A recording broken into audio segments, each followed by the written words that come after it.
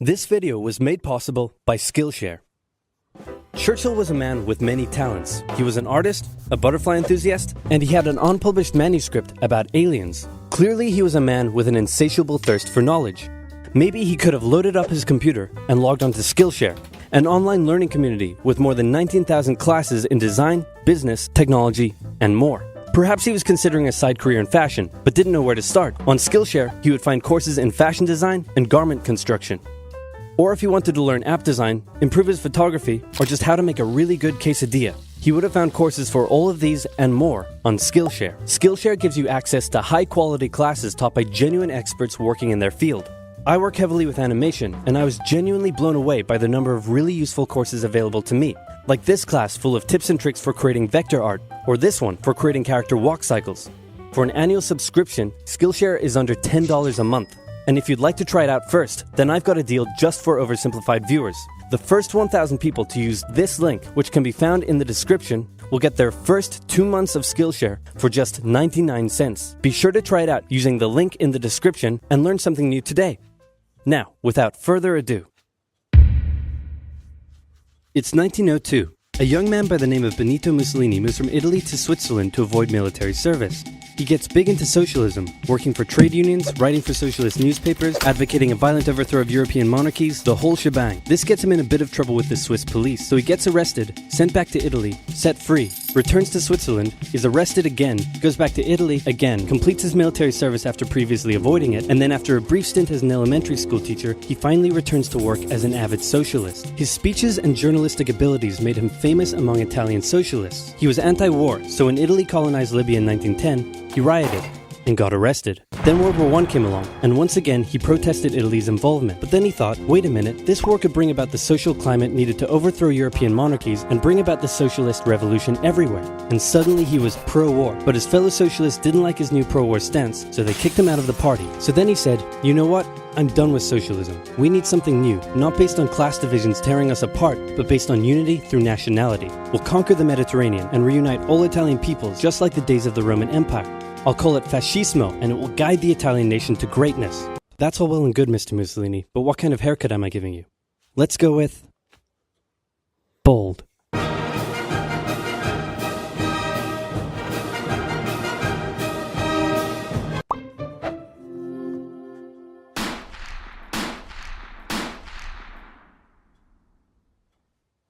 Italy had been on the winner's side in World War I, and they hoped they were going to get a lot out of it, but in the end, they only got a little, and they felt cheated. On top of that, a bad economy and weak governments meant that the Italian people were a little unhappy. So when Mussolini came along and said that he could fix everything, his fascist movement gained a lot of support. In 1922, he went to the king and said, make me prime minister, or I'll make me prime minister. And the king said, you and what army?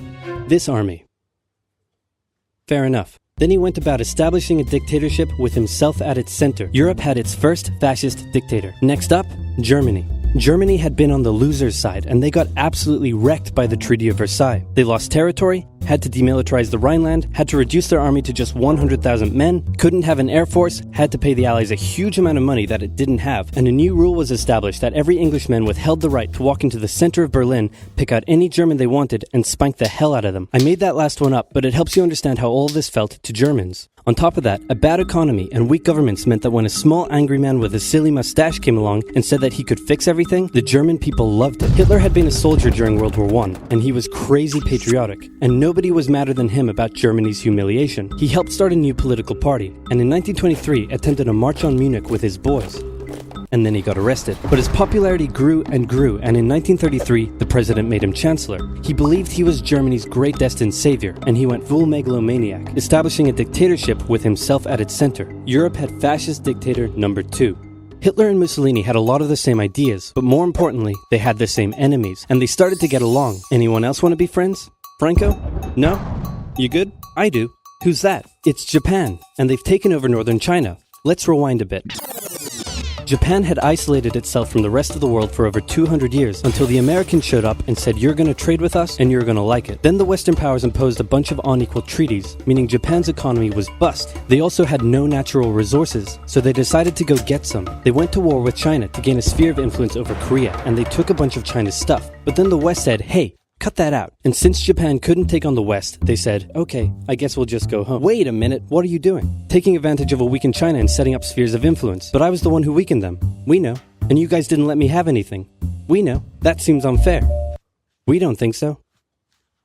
Okay, see ya. So Japan thought, screw this, and went to war with Russia, and stunned everyone by actually winning. Then they fully annexed Korea, but they didn't stop there. In World War I, they took Germany's colonies and islands in Asia, and then in an incident that was maybe staged by the Japanese army, a bomb blew up a Japanese train in Manchuria, giving them an excuse to launch an invasion and take over.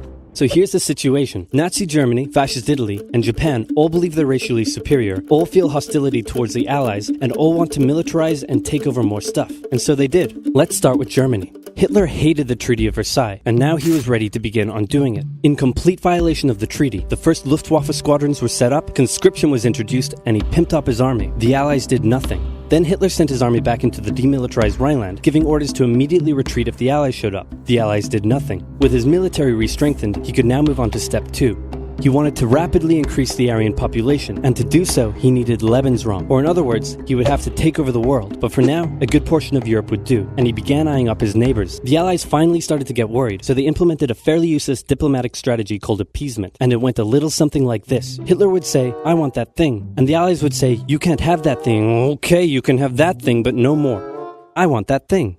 And repeat. In 1938, Hitler's army marched into Austria and just took it, with no resistance. Boom, this is Germany now. Next, he demanded to be given the Sudetenland, an area of Czechoslovakia with many ethnic Germans. The Allies held a meeting with Hitler in Munich and said, look, we're going to give you what... Hang on, this meeting is about my territory. Shouldn't I come to the meeting too? Anyway, we're going to give you what you want. Really? Yeah. Just like that? Yep. What's the catch? Just sign this piece of paper promising you won't invade the rest of Czechoslovakia. Okay. Then Chamberlain returned home victorious, waving his signed piece of paper in the air, declaring crisis to be averted and the continuation of world peace, and we built a statue of Chamberlain in his honor, and every day on the 30th of September we celebrate Chamberlain Day. Hitler's invading the rest of Czechoslovakia. What? He's invading the rest of Czechoslovakia. Oh. You lied to me. What do you expect? I'm Hitler. Not to be outdone, Mussolini also wanted to get in on the action. He thought to himself, isn't there a not yet colonized nation somewhere which is so underdeveloped that the people would be defending themselves against our tanks with literal bows and arrows and wooden spears? Oh, there is? Fantastic. And so he took it. Italy also wanted to control the entrance to the Adriatic Sea, so they occupied Albania. Then, in another incident which was maybe staged by the Japanese, gunfire was exchanged by Japanese and Chinese troops at the Marco Polo Bridge, and the Japanese launched yet another invasion against China. They swept through Beijing and Shanghai, and then advanced through the Yangtze Valley to China's then capital, Nanking. It was here that saw the worst of Japan's shocking atrocities committed against the Chinese people. Back in Europe, Germany and Italy made their relationship status official by signing the Pact of Steel. Then, Hitler turned his eyes towards Poland and the hated Polish corridor, splitting Germany in two. At this point, the Allies really had to put their foot down, and they warned him that an invasion of Poland would mean war. Hitler had planned to continue his advance eastward, but he didn't want to end up fighting a war on two fronts. So for now, he made an alliance with Stalin, saying, how about we both invade Poland and split it between the two of us, and I definitely won't not refrain from not betraying you sometime in the future. Sounds good. This new alliance stunned the West. On the 1st of September 1939, German troops entered Poland, and Britain and France declared war on Germany. The Poles fought hard, but they were no match for the two giants crashing down on them from either side. Then came a period known as the Phony War, where everyone just sort of sat around not doing much. The French had launched a small invasion into the Saarland, but they maintained mostly defensive positions, and after a while decided to just turn around and call it a day. Speaking of France, the French were still super proud of their victory in World War I, and they hadn't really moved on from it. They still used horses, they dispatched messages by motorbike instead of using radio, orders from the commander-in-chief were usually pretty vague, and the troops were rarely inspected. They built a line of defenses along their German border, but didn't bother extending it all the way to the Channel, and they wouldn't launch artillery strikes against Germany out of fear of being retaliated against. In a war, they didn't want to attack the enemy. And at first the UK wasn't much better. Chamberlain still naively hoped that the war could be ended diplomatically. Instead of bombing raids, the RAF dropped propaganda leaflets over German cities, which one air marshal said likely did nothing but provide the continent with toilet paper for the duration of the war. They also only sent 200,000 men to France, while the French had mobilized millions. Both Britain and France wanted to avoid a repeat of the First World War, and so they wanted to keep the war as far from home as possible. So they turned their eyes north, towards Norway. Neutral Sweden was exporting iron ore to Germany through neutral Norway, so the Allies asked them if they could please stop exporting iron ore to Germany, but this request was refused. Then, the Soviet Union attacked Finland, so the Allies said, how about we land troops in Norway and move them across Sweden to go help out your good pal Finland, and along the way maybe take control of all your airfields. But Norway and Sweden still said no. So the UK mined the waters around Norway to force any transport ships into international waters, and they also attacked a German tanker they found in the area. Hitler realized what the Allies were up to, and he quickly moved to secure his supply of iron ore. He launched an invasion through Denmark into Norway. The Allies rushed to land troops at key ports along the coast, but Germany had taken control of Norway's airfield, and their air superiority decided the fight. The Allies had to retreat. After this slightly embarrassing failure, Chamberlain resigned and was replaced with Winston Churchill, who had a slightly different approach to dealing with the Germans. Hitler's overall strategy was similar to Germany's First World War strategy. Attack France, defeat France, knocking out the UK in the process, then turn on the Soviet Union and win the war. During the phony war, the Allies had given Hitler time to prepare his forces. Now, he was ready to attack. The Allies had wanted to place troops in Belgium, but Belgium had refused, and in a move that surprised pretty much no one, Hitler launched an invasion to get around France's defenses. The Allies charged into Belgium at full speed to meet the German invasion head-on, and it looked like a repeat of the First World War was coming. But this time, Hitler had a trick up his sleeve. Blitzkrieg. As the Germans advanced, they sent thousands of refugees westward, slowing down the Allies. Then, to the south, the French had left the Ardennes, an area full of hills and forests, pretty underdefended because they thought it was naturally impenetrable. Well, the Germans were about to penetrate it with everything they had. They smashed 50 Wehrmacht divisions through and encircled the Allied armies at lightning speed. The best of the Allied forces were now trapped. The Germans squeezed in from all sides, taking out France's best armies and nearly wiping out the British too, but they managed to make a desperate last-minute escape at Dunkirk, with British civilian ships even making the perilous journey to bring their young men home. With most of the French forces depleted, the Germans breezed through, taking Paris, and France fell. What the Germans couldn't do in World War I, Hitler had done just like that. Hitler hoped that with the fall of France, the UK would also lose hope and sue for peace. But quite annoyingly, it didn't, and he needed to secure the Western Front, so he tried to force them into submission with mind games. The UK were now all alone, and Hitler wanted to emphasize that. First of all, just before France fell, Italy finally declared war on the Allies, making the UK's situation even worse. Next, instead of just occupying all of France, Hitler occupied the coastal areas for defense, but allowed France to continue its existence as a German puppet state. This way, it looked like the UK's old ally had decided to switch sides. Hitler also hoped that the UK wouldn't attack any of her old allies' navy bases or colonies in Africa, giving Hitler an extra line of defense to the south. But the UK made sure to respond to this by sailing down to France's navy base in Algeria and wrecking a bunch of ships. So have at it. Hitler then began laying down plans for an invasion of Great Britain. Before German troops could land on British soil, he would first need air and naval superiority across the Channel. Waves of German bombers came, while the completely outnumbered RAF worked bravely around the clock in an attempt to quell the German attacks. At first, the Luftwaffe targeted British ports and coastal facilities. Then it attacked RAF bases, crippling the RAF's ability to defend the nation. And it looked like Hitler's Great British invasion was coming. But then, Churchill ordered a small, pretty insignificant bombing raid over Berlin. It didn't do much damage, but Hitler was furious, and he immediately ordered the Luftwaffe to refocus its attacks on civilian targets in London. Children were sent off to the countryside away from their parents to avoid danger, and frequent trips to air raid shelters became a daily occurrence. But British morale held firm. Smiling, knitting, lounging casually, these people have balls of steel. This refocusing on London also gave the RAF breathing space to reorganize, so Hitler kind of shot himself in the foot there. Just the foot for now. Finally, the Luftwaffe sent one massive all-out attack on London, and the RAF successfully repelled it, destroying many of the German aircraft and placing air superiority firmly in British hands. Hitler's invasion had to be postponed, but the bombing of British cities continued for some time.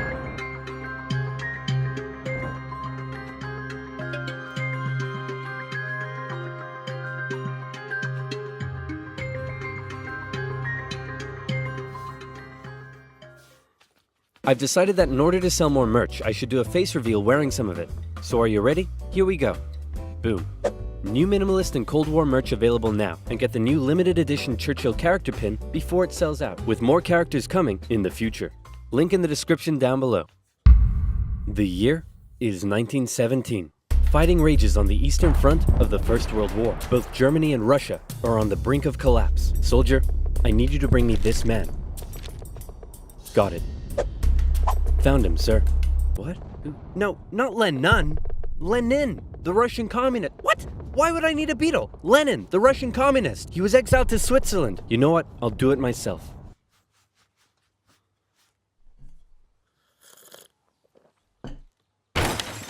Who wants to start a revolution?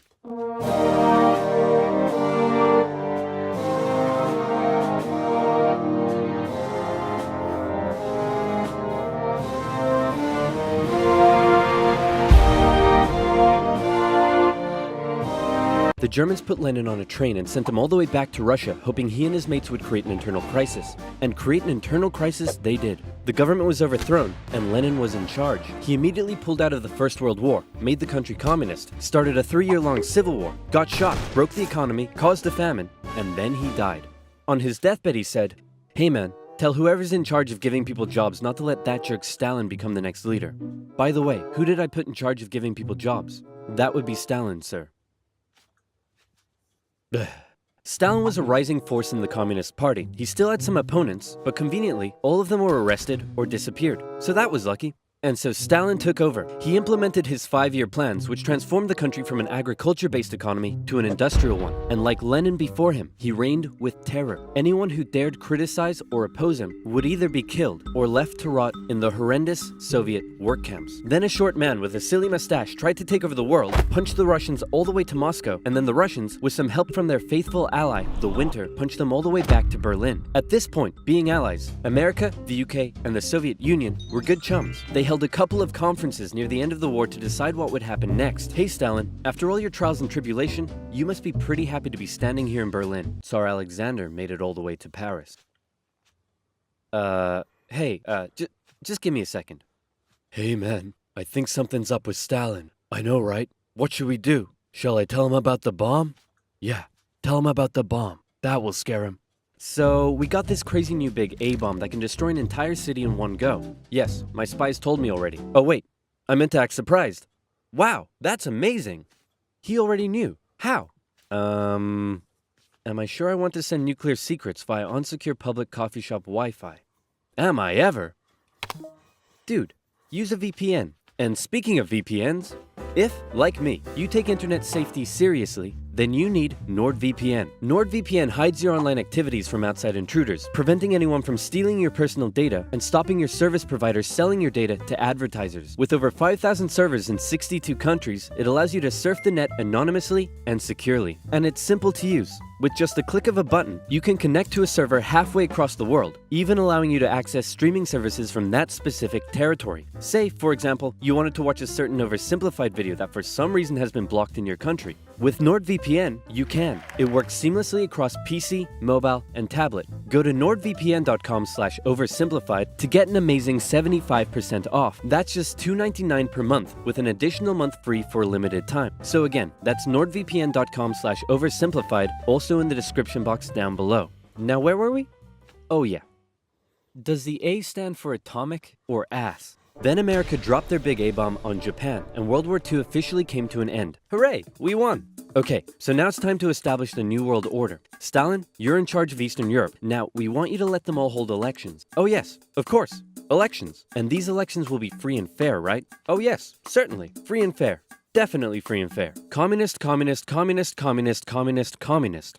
If that's not free and fair, I don't know what is. Throughout Eastern Europe, Soviet puppet governments were established as a buffer zone between the USSR and the West, with Churchill proclaiming an Iron Curtain had descended across the continent. The relationship between the old allies was deteriorating fast. Over the next few years, the British intervened in the Greek Civil War to prevent a communist takeover. In Turkey, the Russians began demanding more control of Turkey's sea access routes, which prompted the US to send their largest battleship to Turkey for a friendly visit. After World War II, Iran was now occupied by both the Soviets and the British, with an agreement to both pull out once the war was over. The British pulled out. Stalin was like, you know what?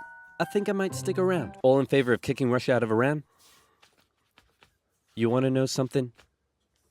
You guys suck. Pressure from the UN forced the Soviets to leave, and with the establishment of NATO, the Soviets had no doubt that the West was out to encircle and destroy them. And America announced the Truman Doctrine, in which they basically said, those guys are not cool, cannot be trusted, and we will do everything we can to prevent the spread of communism around the world. Many view this moment as the official declaration of the Cold War. Back in Europe, everyone was living in a post-apocalyptic void brought on by the Second World War. Cities reduced to rubble, not enough food. It was terrible. This is great. The more they suffered, the more likely it is they'll turn to communism. Dude, you're really messed up. What's wrong with you? My father used to punish me severely. America realized what was going on and quickly made a move. Under the Marshall Plan, they sent $12 billion to Western Europe for its economic recovery. The countries of Stalin's Eastern Bloc looked on with envy. Hey Czechoslovakia, you want to come get some economic aid? Yeah, but I have to check with my mom first. Sorry, America. I can't come. This was a full-on economic battle raging between capitalism and communism in Europe. If the Western nations developed faster and better than the East, that would be a defeat for Stalin. So he set up his own rival economic recovery plan, which he called Comecon, and he also set up Common Form, which gave him more political control over the Eastern Bloc. But nowhere did this economic battle rage harder than in the city of Berlin.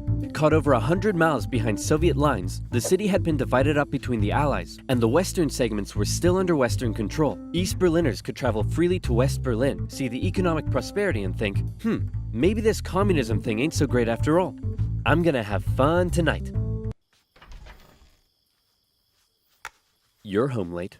Oh, Stalin. I was just out with my friends. Friends? You stink of capitalism! You're out engaging in imperialist debauchery again! I swear, Ivan, I can't keep doing this. Stalin wanted the West out, so he said, hey, guess what? I'm blockading all of your supply routes to West Berlin. What are you gonna do about it? I suppose we'll just fly the supplies in.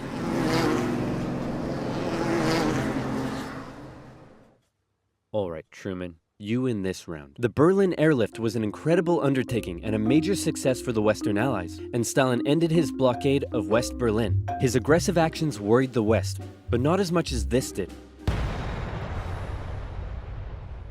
The Soviet Union had developed their very own atomic bomb. The USA no longer had a nuclear monopoly. The world now knew that if a major war broke out between the two superpowers, it would be more destructive than anyone could imagine. So it was comforting when Stalin came out and said that war between the Soviet Union and the West was unlikely. Oh, wait, inevitable. He said it was inevitable. Hey, you know who I haven't checked in on in a while? My good friend China. Whoa, what happened to you? What happened to them was a full-blown civil war that had been going on since 1927. The People's Liberation Army, under the leadership of Mao Zedong, successfully defeated the Republic of China, who fled to Taiwan. The now communist China and the Soviet Union signed a mutual defense treaty. This was terrible news for the West. But wait, there's more. After the Second World War, Korea was divided along the 38th parallel. In the north, the Soviets set up a communist regime. In the south, America set up an anti-communist regime. Both were led by very sweet-looking old men, but don't let that deceive you. They were both ruthless dictators, and both dreamed of reuniting Korea under their own regime. Now that he had the bomb, Stalin was feeling a little more cocky, and he finally gave Kim permission to attack. The North launched a surprise invasion of the South on June 25, 1950. With Soviet aid, the North Koreans steamrolled through, taking Seoul in just 3 days and replacing one ruthless dictator with another. The UN were freaking out and quickly created an emergency force made up of troops from 16 countries to defend the South. The West still held Busan and made landings at Incheon near Seoul. They pushed the North Koreans out of Seoul, replacing the ruthless dictator that had replaced the first ruthless dictator with the same ruthless dictator that had previously been replaced by the new ruthless dictator. And the West then continued all the way up the Korean peninsula. At this point, China was getting worried that the UN may just keep going. The US had sent this guy to lead the operation. After winning the Pacific theater of World War II, General Douglas MacArthur's head was big and his balls were bigger. He reassured President Truman that there was absolutely no way at all that the Chinese would ever get involved. Meanwhile, 500,000 Chinese troops were crossing into Korea. Nuke 'em. No. Nuke 'em. No! Ah, come on! You're fired. The US considered the nuclear option, but now that the Soviets also had the bomb, they didn't want to risk all-out global destruction. The communists pushed the West right back almost to the exact same spot they had all started from, and they ended up in a stalemate, where they remained until both sides finally agreed to work towards a peace settlement in 2018. Back in America, Americans decided they wanted a new president who would be tough on communism, so they elected famed World War II General Eisenhower, who is really hard to draw. It's 1953. Hey Stalin, how you doing? Oh, he's dead. He had a cerebral hemorrhage and his reign of terror kinda came back to bite him in the ass because he had imprisoned all of his best doctors and those that were left were too terrified to treat him. The new leader, Nikita Khrushchev, called a meeting and said, "Hey guys, you know how Stalin was imprisoning and murdering us all for doing basically nothing? Yeah, he was kind of a jerk. I'm really not sure how this is news to you." Khrushchev went on a campaign of de-Stalinization. Statues of Stalin were taken down, Stalingrad was renamed, and Khrushchev announced that he wanted the Soviet people to be happy and would allow greater freedom in the Soviet Union. So how did that work out? Well, an uprising in East Germany was brutally suppressed, a revolution in Hungary was brutally suppressed, and demonstrations in Poland were brutally suppressed. Although he did finally allow some mild reforms. Back in the Soviet Union, he permitted more cultural expression, but then began banning stuff based on his own personal taste. Modern art looks like a child urinated on a canvas. Banned. Jazz music sounds like the feeling of needing to fart. Banned. Your poetry is really depressing. How could anyone in the Soviet Union be depressed? You're banned. Khrushchev wanted the Soviet people to be happy, but not like that, or that, or that. Young people began enjoying abhorrent Western pop culture. Son, remove that disgusting imperialist apparel at once. Shut up, Dad. You can't tell me what to do. Well, would you look at that? Turns out he can tell me what to do. The West had initially liked the cut of Khrushchev's jib, but world events soon soured relations even more. The two sides were spying on each other a whole lot throughout the Cold War. The KGB had spies and informants in nearly every aspect of Western life and government, so much so that whenever the US tried to send spies into the Soviet Union, the KGB were usually ready to arrest them on the spot. Members of the Manhattan Project aided the Soviet Union in acquiring the bomb. Some American officials believed they were on the wrong side. I'll sell you 3 secrets for $5 million. Okay. Go ahead. The Allies are digging a tunnel under East Berlin to tap your communications. There's an American agent living at this address in Moscow, and sometimes, when I'm home alone, I like to put on my wife's dresses, sit in the corner, and cry for hours. Very interesting. In America, fear took hold during the Red Scare and the McCarthy trials. American values imploded as fear of communism collided with freedom of thought and expression, and communist kind of became a buzzword thrown around to describe anything people didn't like. Hollywood? Communist. Your next door neighbor's dog? Communist. When the grocery store cashier asks if you need a bag when you clearly can't carry 10 tubs of Baconaise in your hands, communist. But one area in particular where the US had an edge over the Soviet Union was in its espionage technology. In particular, U-2 spy planes flew across Russia carrying out surveillance from the skies. There was a nasty incident in 1960 though, when one was shot down and Khrushchev was furious. Who the hell is this? He's a high-altitude weather enthusiast who flew off course. Okay, that sounds plausible. Wait a minute! Why does he have a gun and a poison needle? Because he's a very naughty high-altitude weather enthusiast. But much to America's concern, the Soviet Union appeared to be ahead in the space race. Everyone freaked out when Russia launched the world's first satellite, and then they actually sent a man into space. Even worse, there also appeared to be a missile gap in the Soviets' favor, and Khrushchev was so confident that he even allowed the US to set up a technology exhibit in Moscow, attended by a certain Vice President Richard Nixon. Check this out. We have color TV. Yes, but we've been to space and can obliterate you with our massive nuclear arsenal. Check out this vegetable peeler. Tensions increased further when both sides upgraded their atomic bombs to hydrogen bombs, and after West Germany was allowed to join NATO in 1955, Khrushchev set up the Defensive Warsaw Pact, strengthening the military ties between the Soviet Union and its satellite states. In 1960, Americans decided they wanted a new president who would be tough on communism, so they elected John F. Kennedy. The Soviet Union was advancing its technology, but it was also bleeding its coffers dry, and all of the money was going towards the military, not the people. Life under communism was still as hard as ever, and Berlin remained a thorn in the Soviet side. The contrast between the economically prosperous West and the struggling East was clearer day by day, and East Berliners were still able to freely travel to the West. Now, many of them were deciding to stay there. Millions defected to West Germany via West Berlin, causing Eastern factories to lose workers and taking a heavy toll on the economy. Soviet leaders decided this couldn't continue any longer. First, Khrushchev tried this: leave West Berlin, or else. Or else what? Or else, I'll be really mad at you. Yeah, no, we're gonna stay. Listen, man, West Berlin is ours, East Berlin is yours. That's just how it is. Kennedy felt pretty good about his show of American resolve. But wait a second, did you catch that? Let's replay it. East Berlin is yours. Uh-oh, Kennedy just told Khrushchev that the USA wouldn't interfere in what the Soviets did with their section of Berlin, so Khrushchev came up with a new idea. We're gonna build a wall, and it's gonna be a big, beautiful wall, and it's gonna keep out all the Mexicans. No, sir, that's wrong, it's gonna keep in these Berliners. Oh, sorry, it's gonna keep in all the Mexicans. On August 13th, 1961, Berliners woke up to find their city divided into two, with barbed wire and guards blocking the border between East and West. Over time, a wall was constructed throughout the city. Families were torn apart. Thousands would risk their lives escaping over the wall, and hundreds would die trying. To the despair of Berliners, the West were unable to do anything about it, but the wall did put on full display the failure of the communist system. As Kennedy said, democracy is not perfect, but we have never had to put a wall up to keep our people in.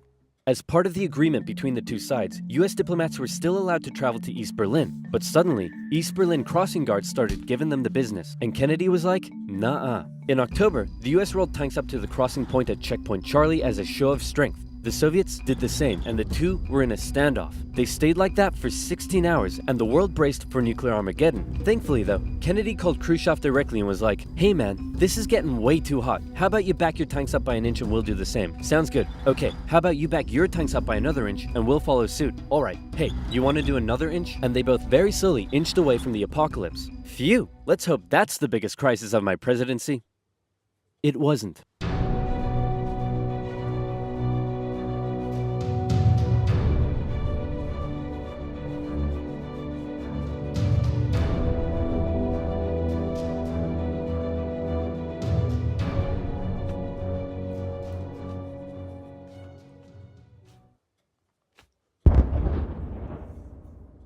While Nicholas had been busy playing with his new best friend, tensions in Europe had been rising. It just so happened that in 1914, one Archduke Franz Ferdinand of Austria-Hungary went for a drive with the top down in Sarajevo. One thing leads to another, and suddenly Russia found itself at war with half of Europe. A wave of patriotism swept through Russia. The capital was renamed to Petrograd because St. Petersburg sounded a bit too German. Even revolutionaries were getting on board. To them, World War I was a big stinky imperialist war, but they didn't want their big stinky imperialist replaced by a foreign one. So pretty much everyone wanted Russia to win. I hope Russia loses. Geez, read the room, Lenin. Lenin hoped Russia would lose because that would help him overthrow the Tsar. As long as he did that, who cares if Germany blows up half the country? And blow up half the country, they did. An inefficient Tsarist government meant there were shortages of just about everything you need to fight a war. And if losing a teensy-weensy war with Japan upset the people, losing a giant Wyatt war like this was much worse. Soldiers were deserting, the economy was imploding, and in no time, Russia was starving. The peasants were getting more peasanty, the workers were getting more workery, all the while Germany was getting more Germanery. Dmitri, we need to win this war. I need someone with a great military mind to step in and take control. You're right. How about General Hickenlooper? How about me? You can't run the war. Who'll be in charge of the country while you're gone? Obviously, my German wife and a homeless wizard. Duh. Nicholas declared himself commander-in-chief and went to the front lines, leaving his German wife in charge while they were fighting the Germans. It wasn't a good look. And because Alexander was so close to Rasputin, people believed that he was actually calling the shots and secretly destroying Russia, and maybe even boinking her. An even worser look. At this point, a bunch of nobles just couldn't take it anymore. Rasputin is destroying the country. We have to break his magic spell over the Tsar. But how? He's magic. Dude. Very cool. Hey, it's Rasputin. The sexy party is running a little late, but in the meantime, why don't you try one of these totally not poisoned cakes? Dude, why'd you say it like that? He's totally gonna know they're poisoned now. Shut up. I said they're not poisoned. Dude, he just ate so much poison. How is he still alive? It must be the magic. Go with plan B. Is he dead? See, Boris? I told you he was the Antichrist and you didn't believe me. Can you shut up for 1 minute and help me roll him up? Are you sure he's dead? I don't know, but I'm supposed to be hosting a charity auction right now. Can we get this over with?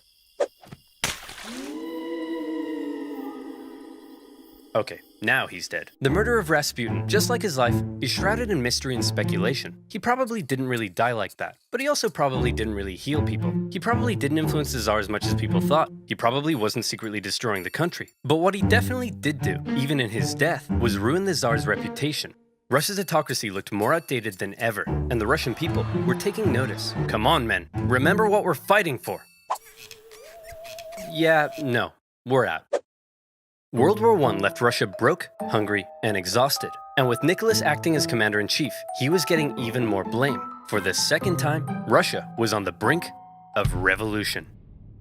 By 1917, Russia had been fighting a war it couldn't afford for 3 years. They were running out of many things, most worryingly, food. On International Women's Day, 1917, thousands of hungry women in Petrograd were so sick of being hungry that they took to the streets. And it turns out it's not just women who experience hunger, but men too. So the next day they joined in as well. Gatherings on the streets were forbidden, but I'm not sure how you'd arrest 250,000 people. The crowds demanded an end to the war, an end to food rationing, and even an end to the Tsar's autocracy. Now, normally the troops would deal with this kind of thing, but as it turns out, soldiers get hungry too, and they were also tired of having to kill their fellow Russians so much. So entire regiments mutinied in the capital, and they joined the crowd as well, trashing symbols of the Tsar and his autocratic regime. Things were escalating very quickly. Liberal politicians watching the riots in the streets had long been dissatisfied with the Tsar, since he would shut their parliament down anytime they did something he didn't like. They believed the only way to bring stability back to the streets was for Nicholas II to abdicate. The riots continued. The police fired on soldiers. Soldiers fired on soldiers. The workers re-established the Petrograd Soviet. Politicians began arresting the Tsar's ministers. He may have been an autocrat, but he just lost complete control of his capital city. Talk about embarrassing. Nicholas, the troops have turned against us. The people have taken over the city. They've even cut my phone line. Hello? Hello? The phones are down. Things must be bad. I'd better go back there. Nicholas hopped on the next train back to Petrograd, but he never made it to the city. His train was met by military generals and other politicians. What's going on? Nicholas, look man, we need to talk. It's not you, it's us. Aw, who am I kidding? No, it's definitely you. During the whole crisis in Petrograd, the liberals convinced the generals that if Nicholas abdicated, the people would calm down, and the generals were on board. They didn't have time to quell the chaos, because don't forget, they were still losing a global, all-encompassing war against the Germans. And with the military no longer on his side, Nicholas had no choice but to step down. Throughout his entire reign, he had done everything he could to keep all the power for himself. And in the end, that's exactly what left him with none. But then there was a big question. Who would replace Nicholas? Well, his son Alexei was next in line. Hey buddy, Daddy couldn't handle the complex socioeconomic problems of a giant multinational, multi-ethnic empire that's engaged in total war with all of Europe. You think you could give it a shot? Alexei just wasn't ready to be Tsar. Nicholas did have a brother, but given the state of the empire, he wasn't keen either. And so, 300 years of Romanov rule in Russia just kind of came to an end. The earlier 1905 revolution hadn't changed much, but this new revolution had left Russia without a Tsar. And still, before the year was over, there would be one more revolution left to come. Nicholas's failure as commander of the armed forces was the final straw that broke the camel's back. Do you think maybe you could have done any better? Well, guess what? It's time to find out. In Rise of Kingdoms. Rise of Kingdoms is an epic, massive multiplayer, free-to-play, real-time strategy game. Choose from 11 historical civilizations, including Rome, China, or France. You can form alliances with other players, or conquer the crap out of them in real-time strategic battles. Oh look, it's Master Tactician and Handsome General Alexander the Great. If you want my advice, the troop is the most important chess piece in a battle. In Rise of Kingdoms, each troop can be controlled. To win a battle, you need to utilize careful positioning through unique troop formations, while using terrain to your advantage. I literally won the Battle of Gaugamela with fewer troops by using superior strategy. You're wrong. Joan of Arc? That's right, noob. Listen up. I'm about to drop some knowledge. The commander's skill is way more important. Each Rise of Kingdoms commander has their own unique skill. Look at me. I've added attack and defense buffs to my troops. Whoa. I'm also able to cure my wounded soldiers. Cool. And I can increase their wood gathering speed by 10%. Not as cool, but okay. In Rise of Kingdoms, the decision is yours. Now go ahead, choose your favorite real historical figure and lead your troops into real-time battle. Download Rise of Kingdoms now for free by clicking on the link in the description below. Join me and 50 million other online players and guide your civilization from a lowly clan into a great empire. Now where was I? Oh yeah. Hungry woman, absolute chaos, and the end of the Tsar. Oh, hey guys, says here there's been a revolution, and the reign of the Tsars has ended. Oh, come on, I missed another one? Why am I even in this video? Well, it's not like you could have done anything. As long as there's a world war, you can't get back to Russia. Who wants to start a revolution? Dang it! Despite getting rid of Nick, Russia was still at war with half of Europe. The Germans, however, had an idea. They thought that if they helped Lenin get back, he would cause trouble for the new Russian government. So they put him on a train, destination, Petrograd. It was a long journey, and while Lenin was cooped up in his train, things in Russia were changing. Workers were taking control of their factories. Soldiers were socking it to their mean old officers. Without a Tsar, a big old power vacuum had opened up, and someone needed to fill it. The liberals proposed they be in charge, and they set up the provisional government. The workers, however, had already begun establishing local Soviets, largely controlled by the social revolutionaries and the Mensheviks. And since neither felt like they had the power to oust the other, Russia ended up in a classic dual power conundrum. The two coexisted, with the provisional government becoming the official government, and the elected Soviets issuing orders to the workers and soldiers. This power balance was delicate, and all it would take is one bold revolutionary to come along and give everyone a big-brained beatdown. Oh boy, Lenin's coming home. I can't wait for him to see all the great things we've accomplished, and I'm gonna show him my fan art. Oh look, here he comes now. Shut up, shut up! You all suck! The provisional government sucks, the Soviet sucks, even your fan art sucks! Why does he have to be so mean? In case you couldn't tell, Lenin wasn't a fan of everything that had been happening. In his April theses, he called the provisional government and the Soviets a bunch of big bourgeois bozos. And he kinda had a point. There was still a lot for the Russian people to be mad about. The provisional government hadn't got Russia out of the war, the people were still hungry, and the peasants were still hoping to get more land. Meanwhile, the Soviets hadn't done much to change things either. But even though they weren't perfect, a lot of people did like what the new government had been doing. There was progress. The secret police were disbanded, the death penalty abolished. They even planned to hold elections, meaning for the first time ever, the Russian people could choose their own government. To many, Lenin seemed like some out-of-touch weirdo. If Lenin wanted to go from whiny irrelevant zero to a hunky communist hero, he'd need to shake things up a bit. So he and the Bolsheviks came up with a hot new slogan that promised to give the people what the provisional government wouldn't. Peace. Don't like war? We'll end it. Land. You want land? We'll give it to you. Bread. Hungry? Scooby-Dooby-Doo. Lenin also called for all power to the Soviets, which meant getting rid of the provisional government and having the Soviets run the place. A communist dream. The people liked these slogans, and bit by bit, the Bolsheviks became more popular. Some Mensheviks even began switching sides. But even though the people thought Lenin's slogans rocked, as long as the provisional government didn't mess up, they'd continue to support it. So let's check in on the provisional government. Oh, provisional government? You've made a big mess. The provisional government lasted for just 9 months, but those 9 months were chaos. The people wanted Russia out of World War I, but Minister of War Alexander Kerensky thought instead of doing that, why not do the exact opposite? If the people saw more Russian victories, they'd have to support the new government, and that went just about as well as you might expect. These heavy defeats worsened the Russian economy and made the hungry people hungrier. And by now, I think you know what comes next. They trashed the place. More looting, more rioting, more violence. It was like the Tsar had never abdicated. Tens of thousands of armed workers took to the streets during some of the worst violence Petrograd had seen yet. And in response, Kerensky called in the troops, who opened fire on the demonstrators. For now, Lenin and other Bolshevik leaders wanted to distance themselves from the violence, but the crowds marched under Bolshevik slogans, and as a result, Kerensky, now the prime minister, took the opportunity to stamp down on the Bolsheviks. Their leaders were arrested. Lenin was accused of being a German agent, and he was forced to flee to Finland in disguise. This sucks! Now I'll never get to have my revolution. Why are you wearing a dress? It's a disguise, idiot! And it makes me feel pretty. Kerensky had successfully dealt with the violence, but he just couldn't catch a break. This increasing support for more extreme forms of socialism, along with the poor handling of the war, alarmed traditional liberals and bougie business boys. To appease them, Kerensky decided to promote a military legend to Supreme Commander of the Armed Forces, someone who hated the revolution, loved the death penalty, and was devoutly anti-socialist, General Kornilov. Hey man, thanks for the promotion. That was real swell of you. Of course, with you by my side, who would dare try to overthrow me? How about me? I did not see this coming. Unfortunately for Kerensky, Kornilov hated the liberal and socialist reforms of the new government, particularly the dumb socialist soldiers' committees. The army was no place for undisciplined left-wing snowflakes. Fearing a Bolshevik takeover was imminent, Kornilov ordered his men towards Petrograd to oust the Soviet and take over. Kerensky freaked out, and he needed help. Since he knew Trotsky was finger-licking good at organizing, he and other Bolshevik leaders were released, and they, along with the Soviet, organized the defense of Petrograd. Kornilov had the power of soldiers, but the Soviet had the power of workers. And they did what workers do best. Railroad workers diverted Kornilov's men away. Telegraph workers messed with his communications. They even infiltrated his forces and encouraged the demoralized men to desert. They were also armed en masse, but in the end, no fighting was necessary because Kornilov's coup just fell apart, and Kornilov was sent straight to prison. Everything was coming up Kerensky. Hey, thanks for the help, boys. Couldn't have done it without you. Now that there's no longer any threat, how about you, return all those guns I gave you?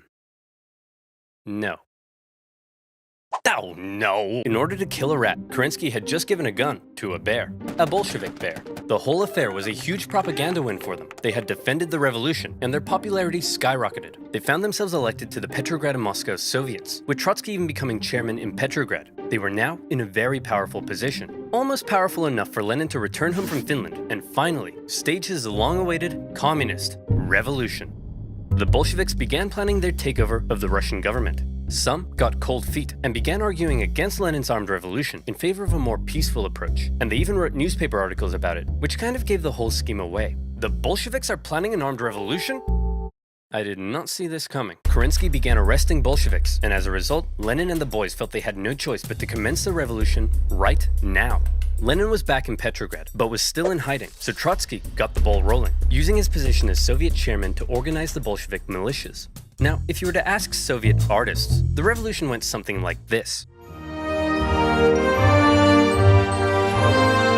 As much as they would like you to think it was a glorious, violent, heroic takeover, the truth seems to be a little more underwhelming. The Bolsheviks just kind of walked into key buildings in the city and took control. Bolshevik supporting sailors even brought in a huge battleship, but there wasn't really any fighting. Nobody really tried to stop them. In just one day, they took control of the city. Next, Kerensky just managed to escape before the Bolsheviks surrounded the Winter Palace, placing the provisional government under siege inside. Is it safe to come out yet? I think so. Fear my revolutionary might! Gimme that. That night, Lenin came out of hiding to play a bigger role in the revolution. With him back at the helm, they had one more job to do: storm the Winter Palace and arrest the provisional government. And here comes the final showdown. The palace was defended by a force known as the Battalion of Death, who immediately gave up. And just like that, Lenin had won. As far as violent, bloody revolutionary uprisings go, this wasn't really one of them. But Lenin was finally in charge of Russia. He had spent his whole life dreaming of this moment. He set up the first Council of People's Commissars, his own cabinet, with him in charge. This was it, his chance to finally make his communist utopia, with equality and freedoms beyond compare. Hey Lenin, before we took power, they were planning on holding elections. Shall we go ahead with those? Of course, you can't have a communist utopia without high levels of political participation. The proletariat should be free to elect who it. What? The social revolutionaries won. We lost. Those don't count. Lenin claimed the elections were unfair, and the Constituent Assembly they created was counter-revolutionary. He presented the new assembly with a motion that basically said, sign here and give up your power. And when the assembly was like, no, Lenin said, see, they're disobeying me. Proof they're counter-revolutionary. Shut it down, boys. Moderate socialists and others weren't happy when Lenin had the assembly closed by force, and when campaigners began taking to the streets, they were fired upon. For Lenin, setting up a communist utopia was looking suspiciously like setting up a dictatorship. While he was implementing many of the communist policies you'd expect, he was also refusing to work with other political parties and cracking down on opposition. Hey Lenin, are you setting up a dictatorship? I'll shoot you if you are. Of course not. What a crazy theory. Anyway, I'm pleased to announce I'm setting up a secret police force to repress and kill traitors. And by traitors, I of course mean anyone not loyal to me. Owie, owie, owie, owie, owie. The assassination attempt made on Lenin's life in August 1918 failed, but in response, the Bolsheviks ramped up their oppression. But while all of this chaos was erupting back home, Lenin and the boys were also distracted by another problem. They were still at war with the Germans, and they had promised to give the people peace. So Lenin made Trotsky Commissar for Foreign Affairs, and sent him off to negotiate a peace deal with the Germans. The Germans offered Trotsky really harsh terms, because they were winning the war. They demanded Russia give up a butt-ton of land, something that would be devastating to the economy. Look, I know it's not great, but I think we have to accept it. Are you insane? This will ruin us. Hey Trotsky, you got a big brain. What do you think? How about no war, no peace? What's that, Mr. Trotsky, sir? It's simple. No war means we'll stop fighting the Germans, but no peace means we won't sign the peace treaty either. Then, when the Germans say we've just stopped fighting, they'll have to leave us alone or something. Trotsky, that's genius! I could kiss you. Do you want me to kiss you? Stop asking me that. Trotsky's no war, no peace plan was a huge success. Oh, wait, no, just kidding. It went exactly as you'd imagine. When the Germans saw the Russians had stopped fighting, they slammed 700,000 troops deep into Russian territory with no resistance.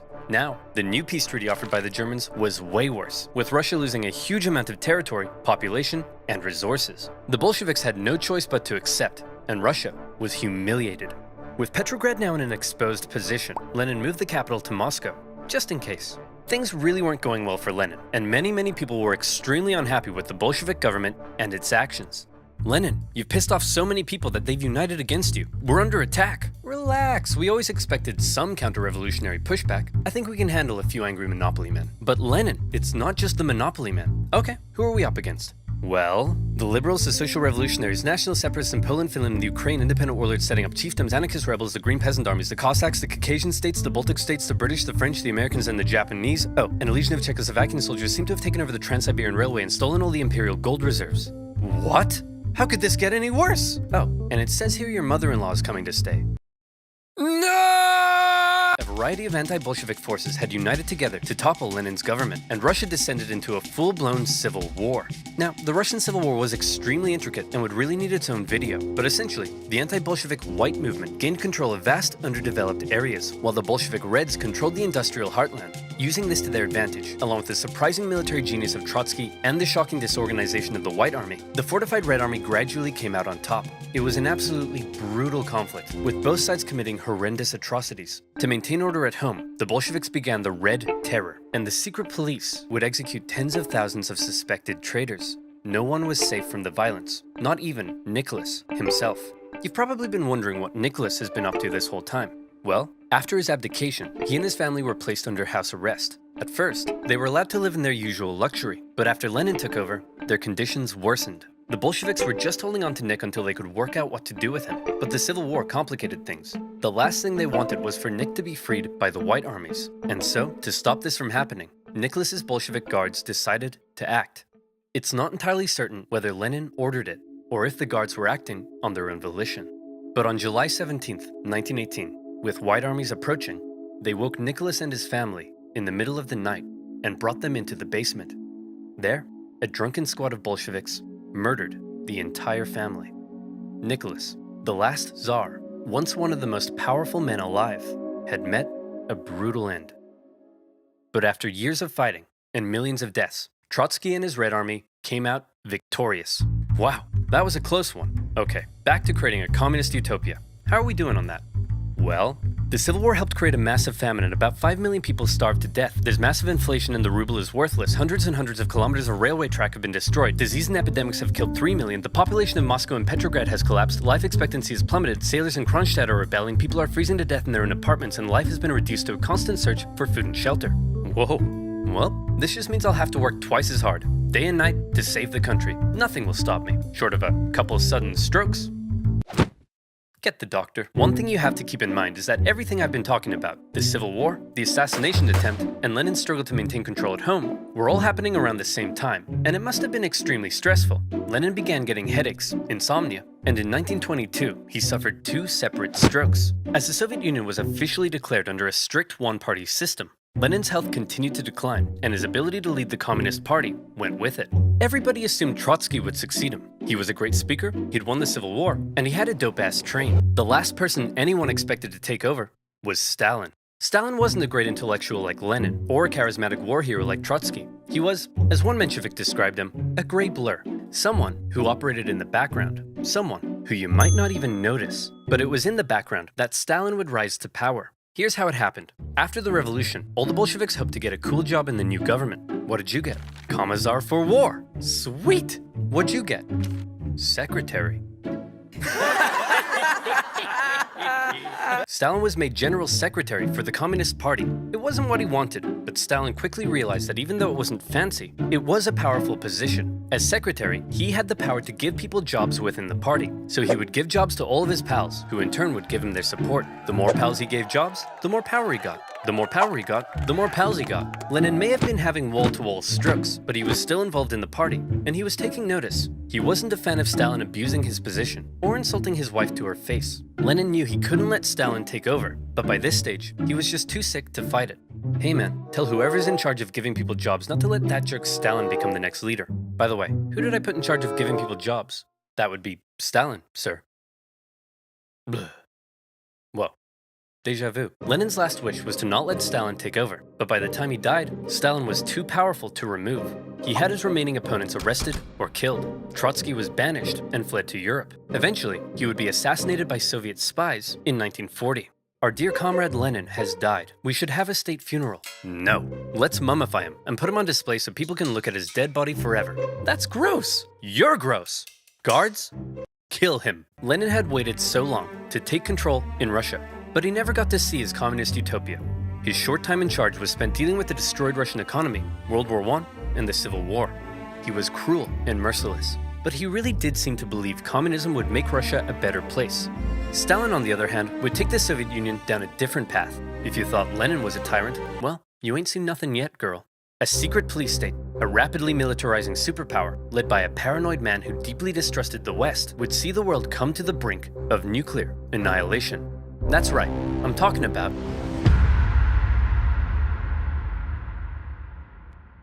Remember to click the link in the description below to download Rise of Kingdoms for free. Fight alongside allies, conquer other players, and use superior tactics to emerge victorious in a strategic battle royale. Again, click on the link in the description below, and I'll see you there.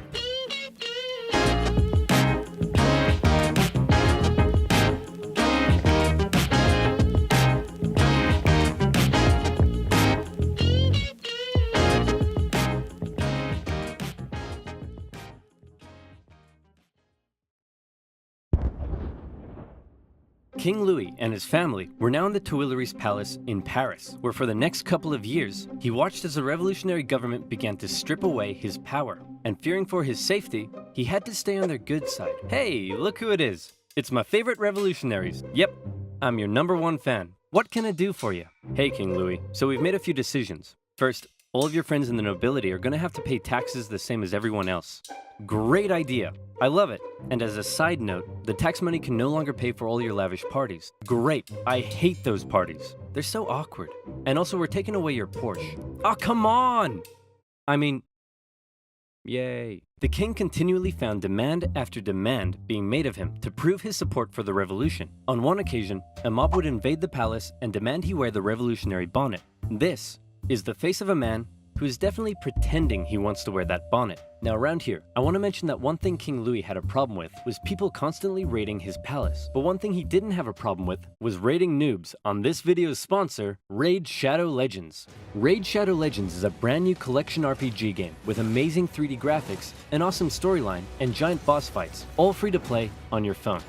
There's over 400 champions for you to collect and customize, and crazy battles and events that will get you hooked immediately. You can find me in the game under the nickname OverSimplified, and if you're quick enough and cool enough, you can join my clan.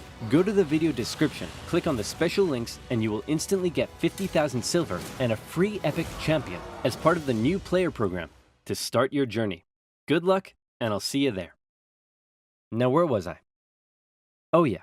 Seeing the situation rapidly turning against him, the king decided it might be a good idea to leave France and mount a campaign to retake his country from abroad. Luckily for him, he was married to an Austrian. So on the night of June 20th, 1791, the king and his family disguised themselves as servants and attempted to flee to the Austrian Netherlands. The royal carriage made a stop in the town of Varennes, and the postmaster there was like, "Hey guys, what's up? Where are you off to? We are but a collection of inconspicuous servants heading for the border for no particular reason at all."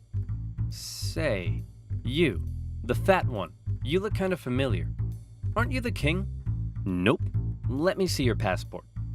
It says here you're King Louis the 16th. Nope, not me. Take him away, boys. The king was promptly returned to Paris, but now the jig was up. His lack of support for the revolution was clear to all, and many considered him a straight-up traitor who tried to abandon his people. As a result, the new constitution of 1791 completely reduced his powers to that of a simple figurehead, a constitutional monarch. However, radicals, such as those in the Jacobin Club, were outraged that the king wasn't to be removed entirely. So a month later, these radicals staged a protest on the Champ de Mars, calling for the king's removal. The government of Paris feared an insurrection was mounting, and they sent the military to disperse the crowd. The confrontation escalated and resulted in the Revolutionary National Guard firing on a crowd of revolutionaries. It was a massacre. The incident exposed a deep division within the Brotherhood of the Revolution. On one side, the moderates who wanted to keep the king as a figurehead. On the other, radicals who wanted to see the king deposed and heads roll. In the wake of the massacre, these radicals received a wave of support. And speaking of rolling heads, one form of equality the revolution introduced was equality in execution. This meant no more torturous drawing and quartering, no more inhumane hanging. They wanted all criminals, regardless of economic status, to receive the same penalty, a quick and painless one. Luckily, a man by the name of Dr. Joseph Guillotine had an idea. A heavy blade that falls like thunder. The head flies off, blood spurts, and the man is no more. The guillotine, otherwise known as the National Razor. The guillotine made its debut in 1791 as the new form of execution. The writings of Marat and others continued to call for the execution of anyone suspected of working against the revolution. For him, this included some members of the clergy and nobility who had previously benefited from the cruel system of inequality that existed before the revolution. In many parts of the countryside, local lords had found themselves become a target. "Sire, the peasants, they're revolting." Oh, come on, that's a bit harsh. Sure, they smell a bit, but I wouldn't say they're revolting. Oh yes, I see what you mean. Increasingly, these French aristocrats began fleeing France to find solitude in other parts of Europe. And once again, fear began to take hold. The privileged classes of these foreign nations didn't like what they were seeing because they feared revolutionary ideas may spread to their own lands. The National Assembly, actually now the Legislative Assembly, feared that these nations may decide to attack. Then why don't we attack them first? No, you idiots, we are definitely not ready for war yet.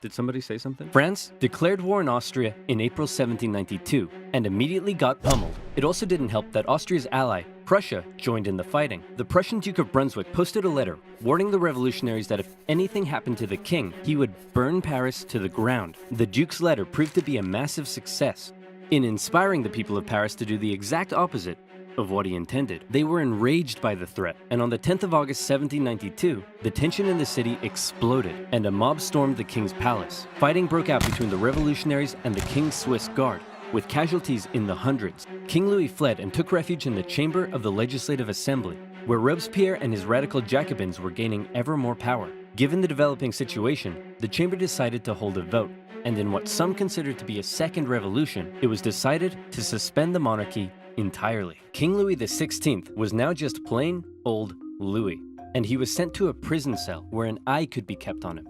A month later, the newly established National Convention officially declared the French Republic, and society underwent a massive change. Enlightened ideas of democracy and equality were being implemented, but very quickly, these ideas seemed to become secondary to fear, paranoia, and a thirst for blood. The new republic began working to violently remove any semblance of the old royalist regime. The church became a prime target. Priests who refused to take an oath to the revolution were deported or arrested. A new state-sponsored atheistic religion named the Cult of Reason was created as a replacement for the Catholic Church. Notre Dame, along with many other churches, had their religious treasures destroyed and were converted to temples of reason. Even the Christian calendar didn't survive, as a brand new revolutionary calendar was soon introduced. Hey honey, I'm home. Yeah, whatever, jerk. Whoa, what's wrong with you? You forgot. Forgot what? Everything. This entire year. My birthday was on the 3rd of Germinal, our anniversary was the 12th of Thermidor, and you promised that in Frimaire, we'd go on a romantic weekend trip to Venice. No, I said we'd do that in December. December hasn't been a thing for years. The government of Paris, now under the control of the radical sans-culottes, began rounding up suspected enemies of the revolution and sending them to prison in the thousands. Naturally, a large number of those arrested were members of the clergy and aristocracy. As France's foreign enemies continued to close in, panic spread. Georges Danton made impassioned calls for men to defend the Republic, and tens of thousands of troops left Paris for the front lines. However, in their absence, Paris was left to its own devices. As enemy troops arrived in Verdun, the people of Paris feared that their crowded prisons were becoming a breeding ground for counter-revolutionary conspiracy. What would happen if the Prussians reached Paris and freed the aristocrats? Marat believed he knew what would happen. The aristocrats would enact their vengeance on the people. Fearing those they had already imprisoned, mobs descended on Paris's prisons. They broke in, and during the brutal September massacres, aristocrats, priests, and others were tried and executed on the spot. Even women and children weren't spared. With over 1,600 victims, word of the massacre spread across Europe. One British newspaper wondered, are these the rights of man? Is this the liberty of human nature? But there was still one man in particular that Robespierre and his radicals really wanted to see executed. Austria and Prussia pledged that after they defeated France, they'd return King Louis to the throne. Well, checkmate Austria and Prussia, because you can't return a man to the throne if he's already dead. Citizen Louis Capet was put on trial for treason. Obviously, he was found guilty, but his punishment was less certain. Many moderates wanted to simply deport him, but Robespierre insisted the revolution could only live if the king was dead. A vote was held, and by just one vote, Louis was sentenced to the guillotine. If you don't mind, I'd like to say a few words first. Gentlemen, I am innocent of everything of which I am accused. Wait, you're too loud. They can't hear me. Hang on, I haven't finished yet. Wait, dude! Uncool. In her prison cell, Marie Antoinette heard the guns fire, signaling her husband's death. Before long, she would meet the same fate. Back on the war front, France defied all expectations and actually managed to push the enemy back. But then more countries joined the coalition against France, and it all went to pot again. What do?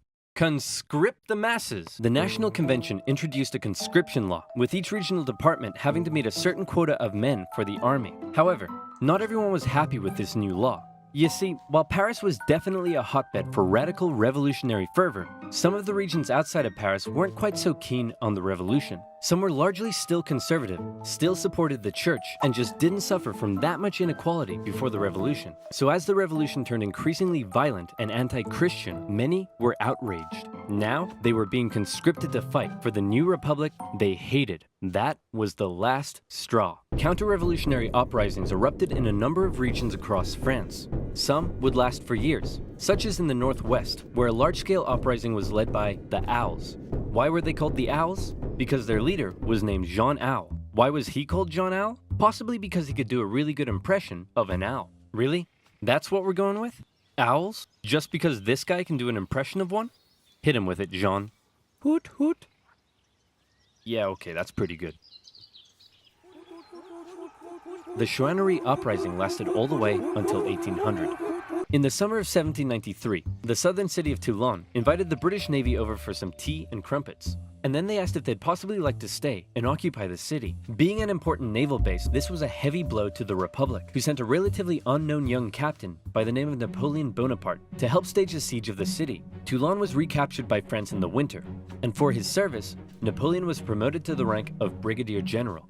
The most infamous counter-revolution, however, occurred in the Vendée region. Throughout 1793, revolutionary forces clashed with the region's Catholic and Royal Army. The Republic defeated the counter-revolution through cruel pacification. In particular, General Jean-Baptiste Carrier committed brutal atrocities. In one instance, he had thousands of civilians, priests, women, and children tied to ships, which were then sunk. Carrier would later be found guilty of war crimes and executed. Back in Paris, the government was still dominated by moderates. With the war going badly, revolts in the provinces, and the economy getting worse, it seemed the government just wasn't doing a very good job. Radicals' fear for the safety of the revolution intensified, and Marat even began calling for the moderates in the government to be executed.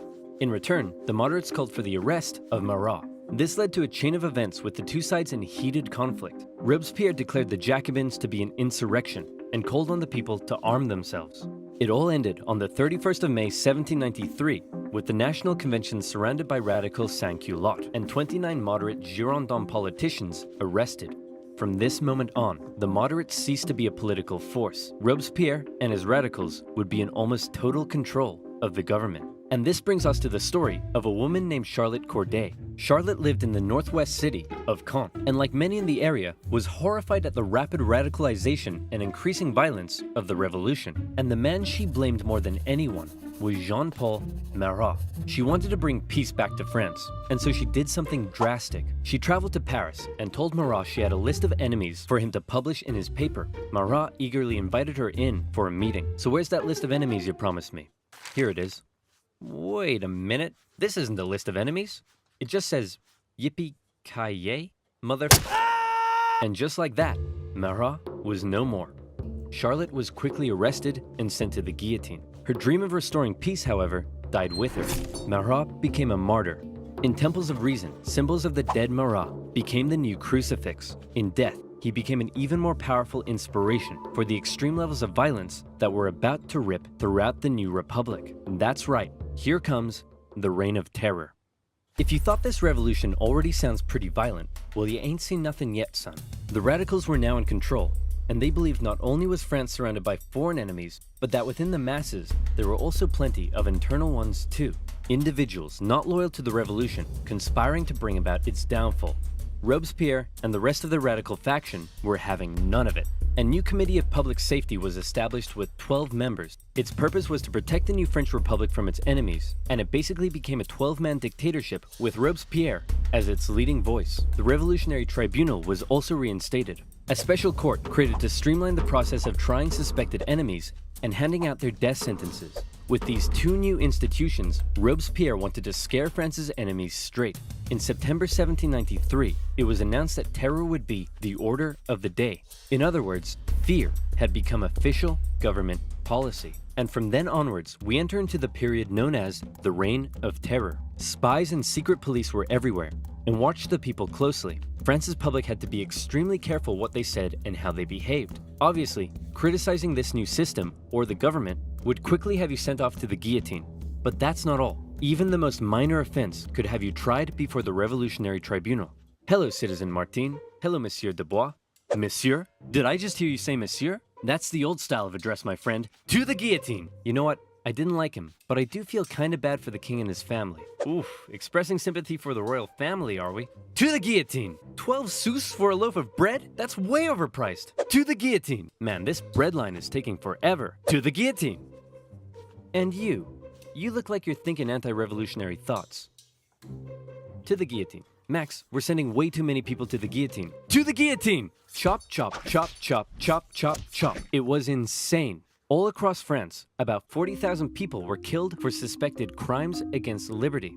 Let's say your neighbor won't stop mowing the lawn at 7 in the morning. Well, then all you gotta do is tell the government they've been talking smack about the revolution, and there's a good chance they'll end up in front of the Revolutionary Tribunal. Maybe they'll even be executed, taking a metaphorical load off your shoulders and a literal one off theirs. The most prominent victim of the Reign of Terror was a certain Marie Antoinette, who was finally tried and found guilty of treason in 1793. She expected she'd be brought to the guillotine in a royal carriage, fit for a queen. All the Republic could provide for her, however, was a wooden tumbril. At 37 years old, the most hated woman in French history met her end on the 16th of October, 1793.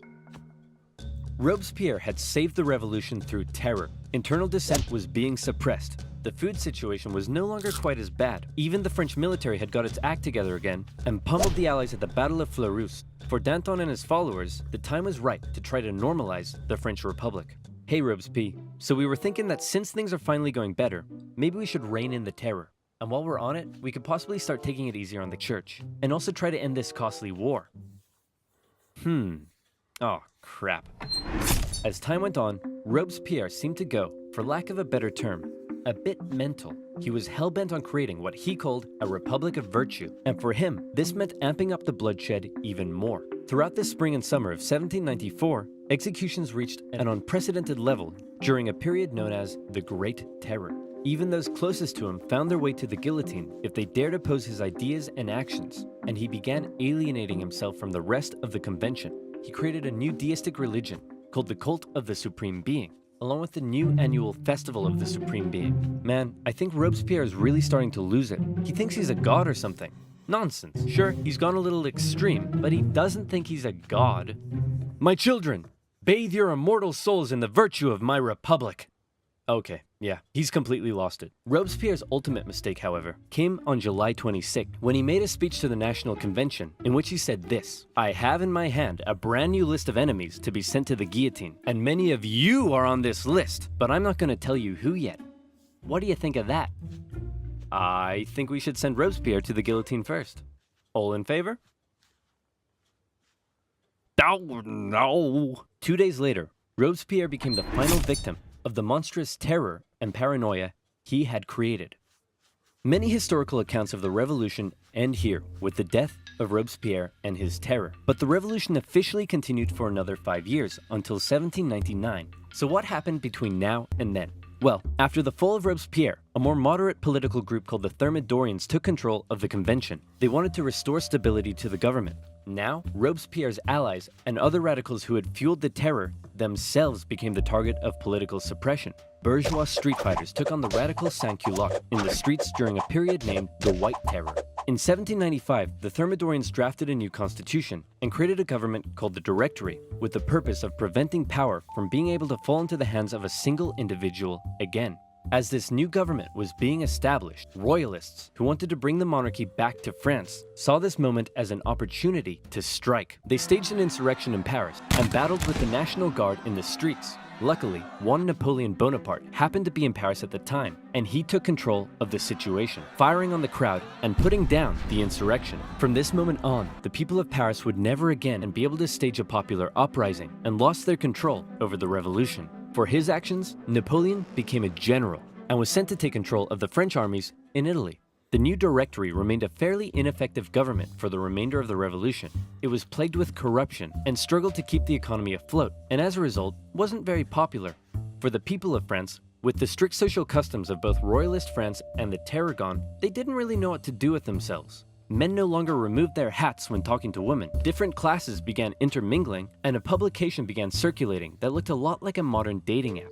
It was social anarchy. Outside of France, the war continued. In 1795, France took the Netherlands, where they set up a puppet state. Then they negotiated both Prussia and Spain out of the war. The British attempted to land French royalists in the west to reinforce rebellion, but that plan failed. In 1796, the French planned a three-pronged attack with the aim of marching on Vienna and knocking Austria out of the war. The two northern armies were defeated and forced to retreat. However, Napoleon in the south, with groundbreaking military strategy, won battle after battle after battle. He pushed the Austrians out of Italy and began closing in on Vienna. The Austrians freaked out, and Napoleon oversaw the signing of a peace treaty. He had almost single-handedly knocked Austria out of the war, and by the way, he was only 28, so maybe it's about time you moved out of your mom's basement. Napoleon became a famed hero among the French people, but his aspirations were still higher. He briefly went off to Egypt and discovered a bunch of gnarly Egyptian stuff, but then the British destroyed his fleet and trapped his forces. Say, Napoleon, sir, you're not going to leave us here stuck in Egypt and return to France, are you? Nonsense, my boy.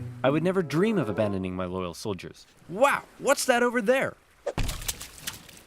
On his return to Paris, Napoleon found himself to be extremely popular, and the government extremely unpopular, and he started getting some power-hungry ideas. Conveniently, a politician named Emmanuel Joseph Sieyès approached Napoleon and said, "Hey man, since you're so popular, do you want to help me stage a coup?" "Great idea! Let's stage a coup, and then I'll coup you."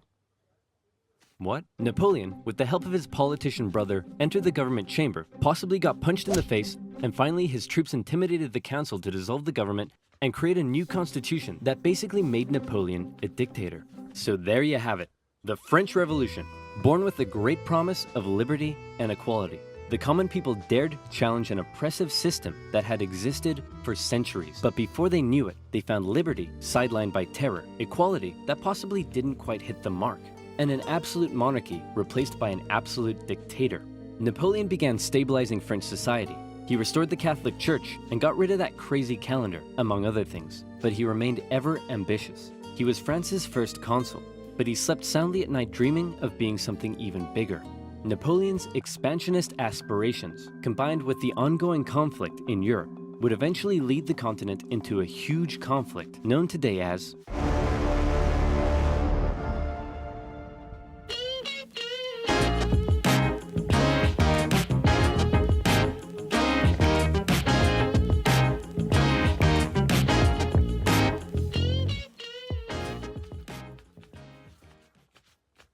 This is Australia. For the man who imagines being strangled by a tarantula while a kangaroo breaks his kneecaps and thinks, yes please. For the man who pictures himself being eaten by a snake in the burning outback while eating a Vegemite sandwich and thinks, yes please. And that man was Governor Arthur Phillip, who landed in Eastern Australia in 1788, presumably saw a dingo being eaten by a crocodile, being eaten by a death adder, being eaten by a koala, being eaten by Mel Gibson, and thought to himself, yes, good. Now I know what you're thinking, but oversimplified, the British didn't discover Australia, the Vikings did. And you'd be wrong. I'm not sure why you'd think that. But hey, if you love Vikings so much, then why don't you check out today's sponsor? Vikings War of Clans was inspired by the PC strategy and RPG games of the 90s we all loved, like Age of Empires and Civilization. If you, like me, want to relive those memories again with a new experience, then this mobile game is for you. Vikings lets you choose your own playstyle, and what makes its world so addictive is that more than 20 million online players are constantly changing the way it evolves by never-ending fighting over resources, forging new alliances, and competing in live events. Support my channel by downloading Vikings for free, only from my links in the description box below, and get the special bonus of 200 gold coins and a protective shield. Buy! Man, this is great. The market will continue to grow forever. But what if it doesn't? Oh crap, I never thought of that. Sell! And the stock market crashed, which led to economic downturn, which meant banks wouldn't lend anyone any money, which led to more economic downturn, which meant everyone stopped buying stuff, which led to more economic downturn. And hey, what if all the crops in the Great Plains were destroyed in a drought and then a big dust storm engulfed the area? That's right, more economic downturn. And in an effort to combat the crisis, America began imposing tariffs on foreign imports, which made the economic downturn go global, and the earth got really depressed. But one nation that was hit harder than most by the whole affair, Australia. The problem for Australia was that it relied heavily on its export industries, and in the current economic climate, no one was buying. To make things worse, Australia had introduced its own currency and pegged it onto the gold standard via the British pound, but then the UK started messing with its own peg on the gold standard, and if this is starting to sound confusing, then let me oversimplify it for you. Hey UK, looks like my car is broken down. Want to give me a tow? No problem, friend, I got you.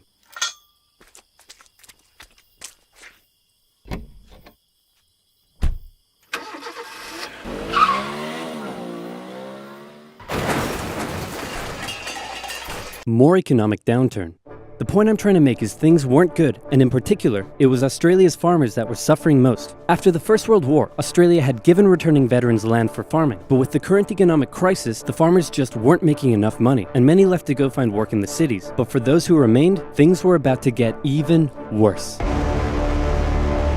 Before we get into that, it's time for some cultural exchange. My national bird is the bald eagle. It's a strong patriotic symbol of America and a deeply valued and protected species. My national bird is the peafowl. It's a beautiful creature whose vivid colors represent India, so we list it as a protected species. My national bird is the emu, and it's a pest.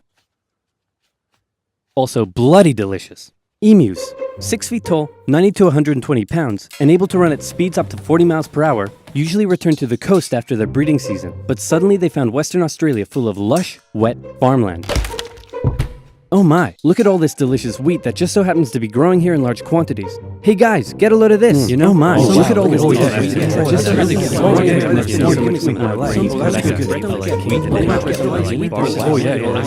really good. Oh yeah, every day. Hey, who left this big hole in the fence? Guys, get a load of this. Oh wow. That's what I am. I'm a rabbit. What a lovely morning for some farming. What? Those damned emus, they have it in for me. They're bullies. They're nothing but bullies. Calm down, Bruce. They're just animals. It's not personal. Hey, Farmer Bruce, where did you find that hat? The toilet? Yes. 20,000 emus cost the already struggling farmers millions more pounds in lost crops and damages. The situation couldn't continue like this. Something had to be done. So in 1932, the farmers turned to the government for help. You'd think they'd go to the Minister of Agriculture, but these farmers said no. This is a job for the military. So they went to George Pierce, the Minister of Defense. That's right, Australia was to go to war with the emus. But not everyone was happy with the idea. This is barbaric. We can't go slaughtering thousands of our own national bird.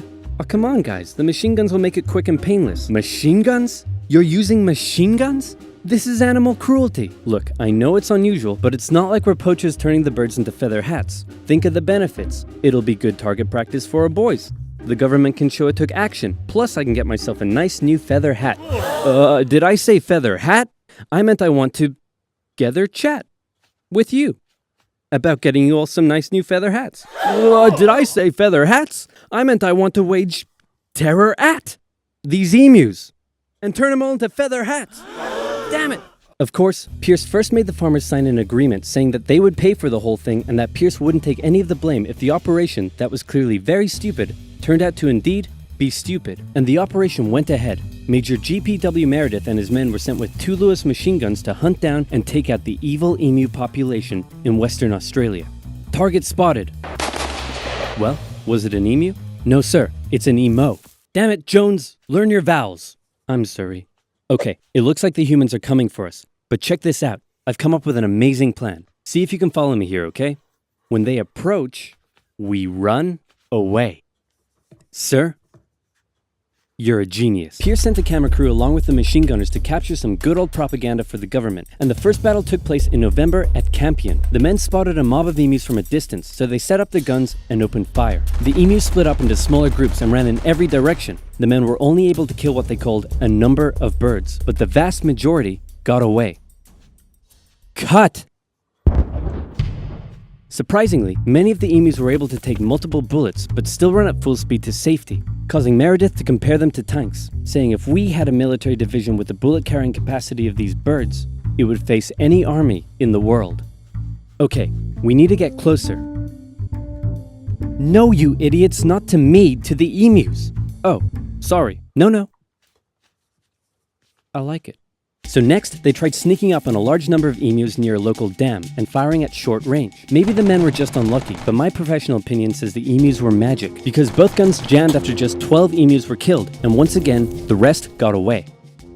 Cut! The men were feeling a little humiliated after losing to a pack of discount ostriches, so they decided to move further south, where the emus were said to be tamer. And this time, they had a new strategy. Okay, Jones, here's the plan. You mount the machine gun in the back, I'll chase the emus, you shoot. Got it? Got it.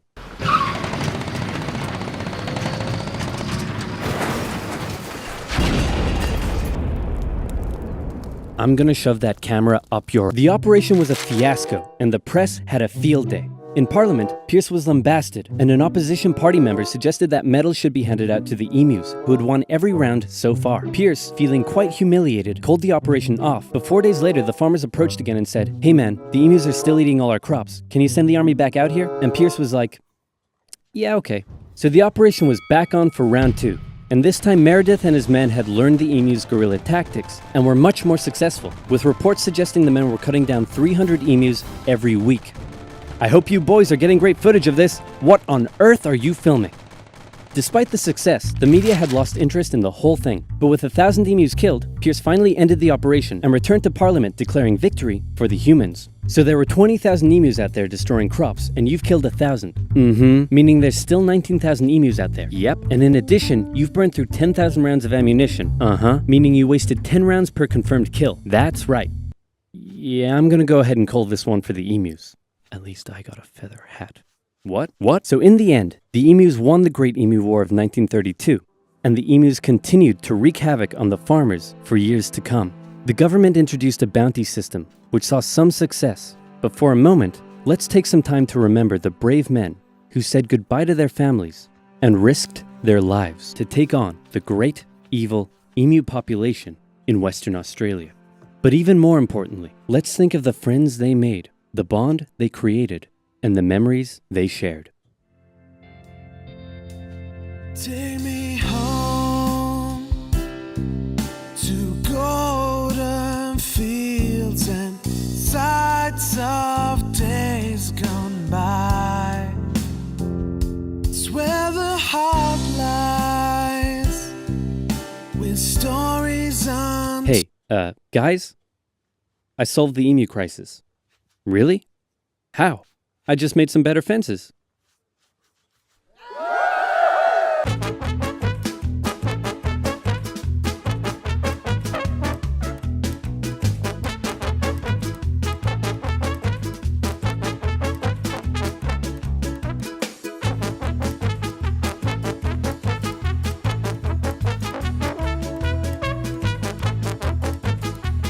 This video was made possible by Skillshare, an online learning community with over 17,000 classes in just about anything you can imagine. Keep watching until the end of the video to learn how you can get your first 2 months for free. England in the Middle Ages. The sun is shining, the birds are singing, the children are playing in the village square. What a wonderful time to be alive! Hey, you're dying of dysentery. And also are being raided by Vikings. What an awful time to be alive! It's the year 900. Europe is a Viking's wet dream. Raids galore. Hey, you want to go raid Paris? Okay. That particular raid didn't go too well, but the King of the Franks said, "You guys are pretty tough and scary. How about we give you land in northern France, and in return, you protect us from other Vikings?" And it was agreed. The Vikings set up the Duchy of Normandy, and then they went full-on French, converting to Christianity, learning the language, and making babies with the locals. England also had its fair share of Viking problems. In the 800s, Danish Vikings had conquered most of the country, but the Anglo-Saxons eventually managed to kick them out, although they left behind a bunch of Viking settlers. Now this guy's king. He sucks. Replace him with his brother. And he was like, "Hey baby, how you doing?" and had a son, and then turned around and was like, "Hey baby, how you doing?" and had another son. And then he died and no one was sure which son to make king. This one, because he's older. Not if I have anything to do with it. That works for us too. Then he grew up and married the Duke of Normandy's daughter and had a bunch of kids. Remember this one. He's important. Then his advisors came to him and said, "Hey man, all those Viking settlers that are living here, they might band together and kill you. Well then why don't we kill them first?" And so it was. This pissed off the Danish king, who launched an invasion, and the Vikings conquered England once again. Then the Anglo-Saxons unconquered it, then the Vikings reconquered it. The king's family had to go into exile, including Edward. Remember him? He went to Normandy where he lived for 30 years. He and his brother Alfred tried to return to England to retake the throne from the Vikings, but they were betrayed by the Earl of Wessex, who said, "Hey friend, I'll take you to London where all the nobles are waiting to make you king. Oh no, look out, red hot poker in the eyes. I can't see. And thus you can't be king." Edward then escaped back to Normandy. After a few more Viking kings came and went, one finally died without an heir, and Edward was called back to England where he became king. And that's where our story begins. Here's the thing about becoming a king in the Middle Ages. Often your entire country won't support you at first. You can be vulnerable to rebellions, and it's up to you to take control. Fortunately for Edward, there was already a super powerful guy who had a lot of control over England, and if Edward could get his support, then England would be his. Who is this guy? Oh, piss, it's the guy who gave my brother the red-hot poker in the eyes. After an awkward moment where Edward exiled Godwin from the country, he eventually had to give in and let him keep his earldom, possibly after Godwin gave him a bunch of gold and said he was very, very sorry. King Edward also married Godwin's daughter. Then Godwin died, and his massive fortune was passed down to his sons, who all became earls. In particular, this one became the new Earl of Wessex. Harold Godwinson was now King Edward's brother-in-law. He was a close advisor to the king, a brave warrior who had proven himself in battle against the Welsh, and in many ways he was almost like a co-king. Uh-oh, Edward got old and he's on his deathbed. Possibly for religious reasons, or maybe because he wasn't happy about having to marry her, he didn't boink his wife, and as a result has no kids, meaning there's no obvious heir to the throne, meaning I'm gonna be king. He does have a grandnephew, it could be him. No, let's go with me.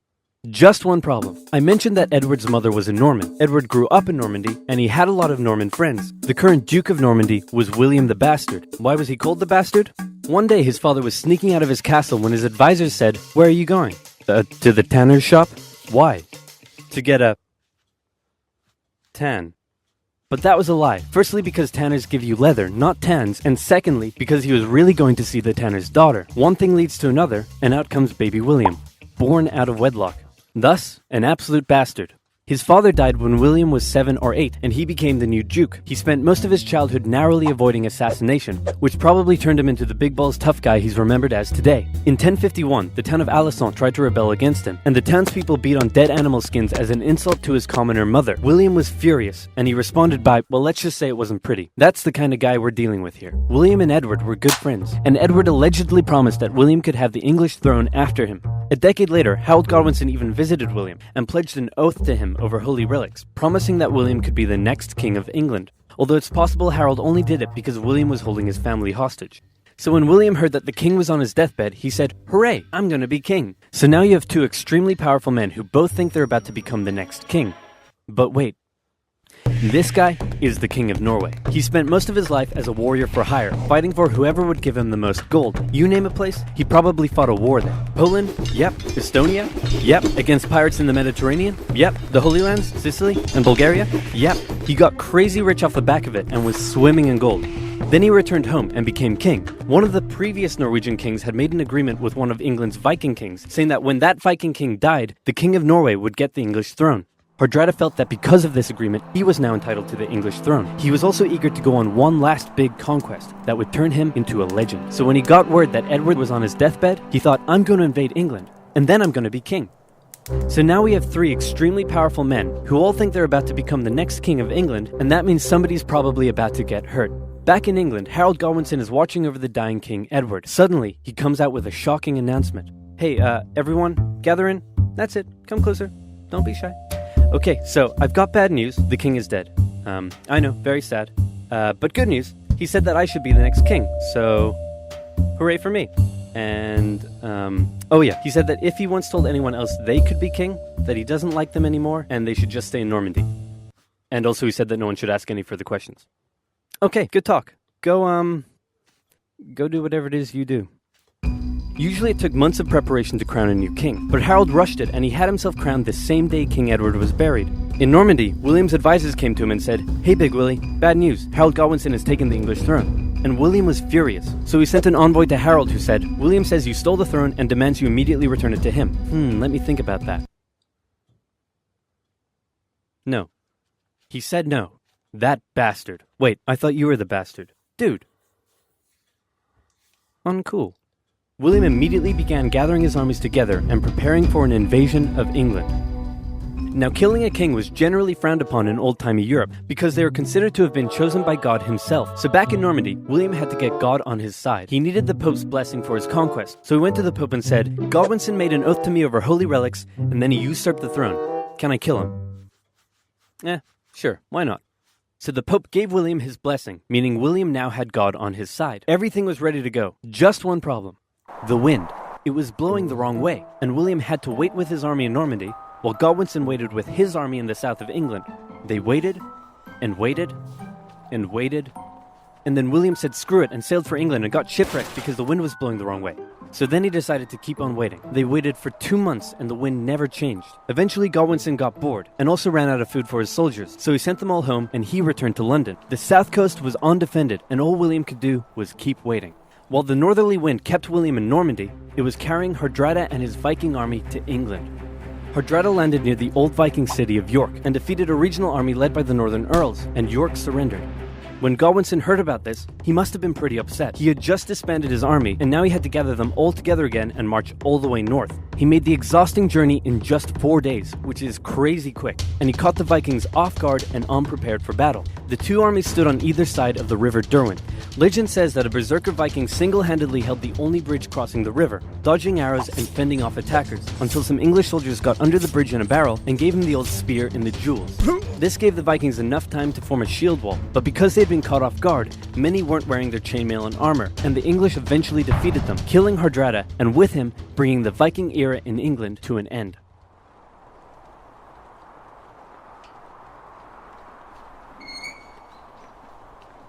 Finally!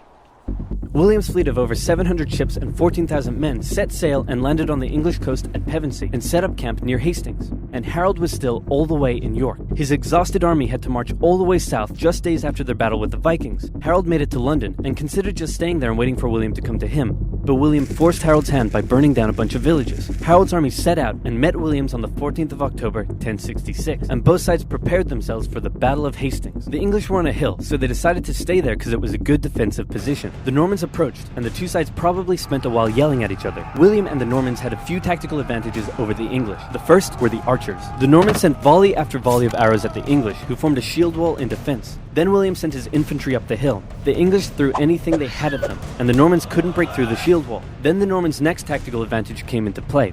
William sent his cavalry up the hill, but even they struggled to break through the shield wall defenses. Wave after wave of infantry and cavalry came, and Harold knew all he had to do was let the Normans exhaust themselves and he would win. But then something a bit strange happened. It's possible the Normans incorrectly believed William had been killed. Maybe they lost their will to fight against the shield wall, or maybe it was an intentional deception tactic. But suddenly, the Norman forces turned and ran away from the English. Believing they had won, the English broke their shield wall and chased down the retreating Normans, who then turned around, encircled the English troops, and cut them down. In the chaotic fighting that followed, Harold Godwinson was killed, the most popular theory being that he took an arrow in the eye. The English were defeated, and William had won. He was no more just a bastard. Now, he was a conqueror. At first, the English nobles were reluctant to make him king, but William burned down a few more villages, and the nobles eventually gave in and offered him the crown. As he was coronated, the local villagers in Westminster let out a cheer of support, but William thought it was a riot, so he burned down the village. William then had to go on a long and costly campaign of quelling rebellions and burning down villages all over England to force the people into submission. And England went through a massive transformation under its new Norman rule. English nobles were replaced with Normans. They built castles and grand cathedrals, but one of the most interesting changes occurred within the English language. The Normans brought their dialect of French to England, and it merged with Old English in ways we still live with today. First of all, the Normans were obviously the ones in power, so words related to power like government, judge, castle, and crown come from the Normans. Words that are considered posher or more refined are usually the Norman ones. At first, the Anglo-Saxons probably weren't that friendly to the Normans, while the Normans likely weren't that amiable towards the Anglo-Saxons. An Anglo-Saxon might come into a room, but a Norman would enter into a chamber. An Anglo-Saxon might buy themselves a shirt, while a Norman would purchase a blouse.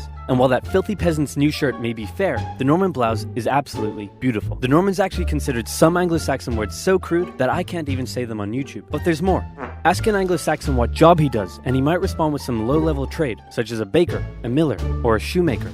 But a Norman has a skilled trade, like a painter, a tailor, or a merchant. The Anglo-Saxon farmers working in the fields owned many cows, pigs, and sheep, but once they were served up in a Norman banquet, they became beef, pork, and mutton. And written English changed too. Since many Anglo-Saxons couldn't write, the written language was romanticized. Your annoying friend that says Cool Whip might just be speaking an Old English dialect, as the Anglo-Saxons originally wrote it when, where, and what, but the Normans swapped the W and H around, and the long English A vowel sounded more like an O to the Normans, so you can thank them that you live in a home, not a ham. Hey, fun fact about William, the man couldn't read or write, not in French, not in English, not in anything. Well, what if I told you there was a place where you could learn French, English, even Japanese if you wanted? And not just that, pick up a musical instrument, learn to code games and apps, animation, photography and film, anything you could dream of, all taught by genuine experts, and you can get your first 2 months for free? I'm talking about Skillshare. With over 17,000 classes in the arts, business, technology, and more. I get a lot of comments asking how I create these videos, and the answer is a mixture of After Effects, Photoshop, and Illustrator. You can find classes for all skill levels on Skillshare. Pair those new design and animation skills with some coding, and you're on your way to making your first indie game or app. You can get unlimited access to all of this for a very affordable $10 a month. But if you want to try it out first, you can get 2 months for free by using this link, which can also be found in the description below. So check it out, improve your skills, and learn something new today with Skillshare.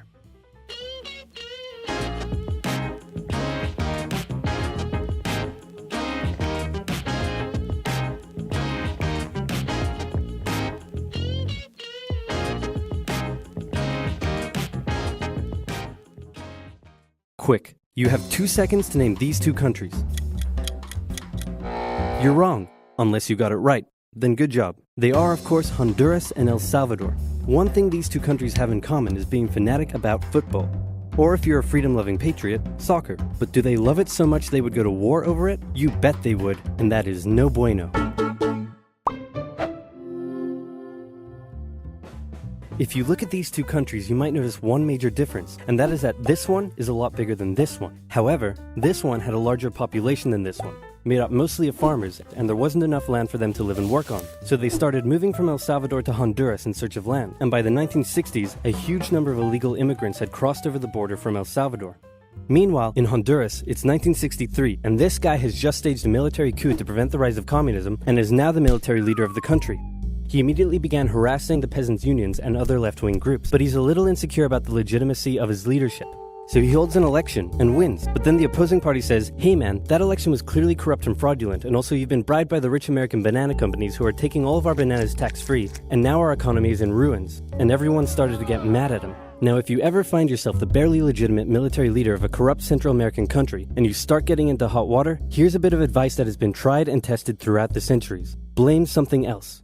So he blamed the Salvadoran immigrants for stealing all the land and all the jobs and ruining Honduras. The immigrants found themselves under attack by the hostile locals. Egged on by the rich American banana companies who wanted all the bananas to themselves, the Honduran government began evicting Salvadoran immigrants who had been living on the land for generations and started sending them back to El Salvador. The Salvadoran elite were furious and protested, citing moral reasons, but in reality, they were just getting a little too crowded. So tensions were about as high as they could be, but then...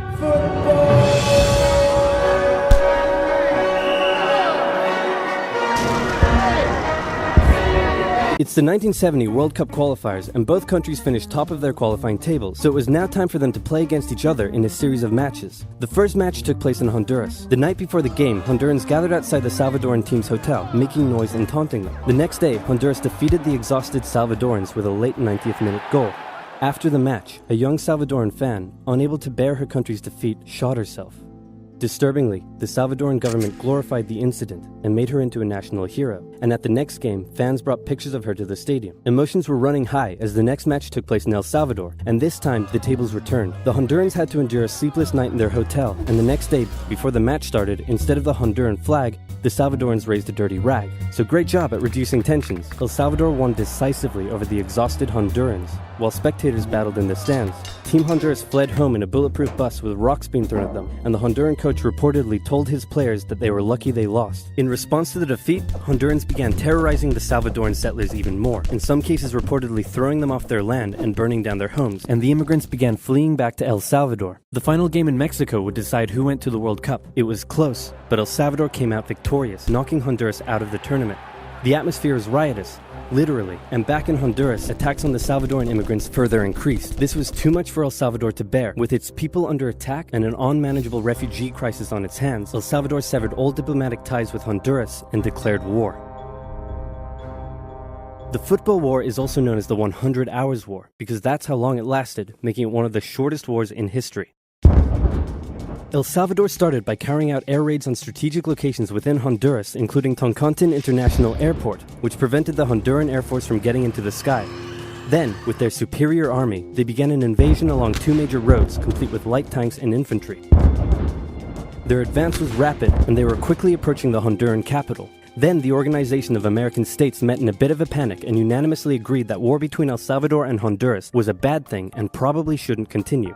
So they went to El Salvador and said, "Can you please stop invading?" And El Salvador declared, "Not until they stop being jerks," and so the war went on. The Honduran Air Force finally got into the sky, and with aid from neighboring Nicaragua, they successfully carried out air raids on Salvadoran air bases and oil facilities, crippling the Salvadoran supply line and stopping their advance dead. Caught in a bit of a stalemate, the situation was no longer advantageous to El Salvador, so when the Organization of American States once again asked them to stop and agreed to ensure the safety of the Salvadoran immigrants, El Salvador relented, and a ceasefire was organized on the 18th of July. Then the OAS said, "Can you now please withdraw your troops from Honduras? No, please, no, please, no, please, no. Do it or we'll sanction you." You know what? Just for you, I'll do it. So El Salvador pulled its troops out of Honduras on the 2nd of August, and with casualties in the thousands, the war was over. The economies of both nations were damaged by the war, and El Salvador didn't have the capability to take care of all the returning immigrants, a crisis that eventually helped cause a civil war. The war left behind land and border disputes, some of which are still a cause of tension to this day.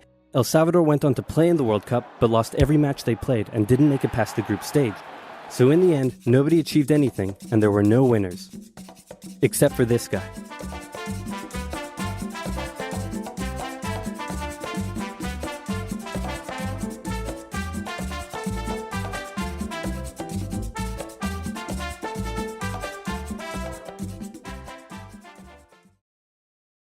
Hi, English mariner John Strong. Hi, Anthony Carey, 5th Viscount of Falkland. I would very much like for you to go to Chile and locate the wreck of a Spanish treasure ship for me. Okay.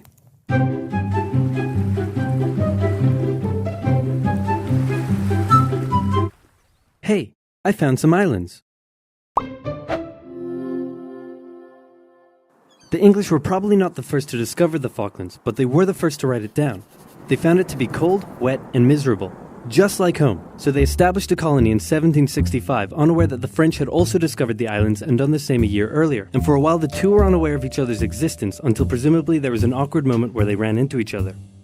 Then the Spanish showed up and told the French that a couple hundred years earlier the Pope drew a line on a map and said all of this belongs to Portugal and all of this belongs to Spain, and that the island was in Spain's territory and they would like the French to hand over their settlement. Now since the two were good friends and Spain was willing to pay in cash money, the French obliged. But since they were still a little bitter about the recent 7 Years' War thing, they made sure to warn the Spanish not to let those dirty English on the other side of the island take over. So Spain went over to the English and explained, Pope, line on map, Spain's island. And the English said, yeah right, this is our island. But the Spanish had more guns, so they kicked them off anyway.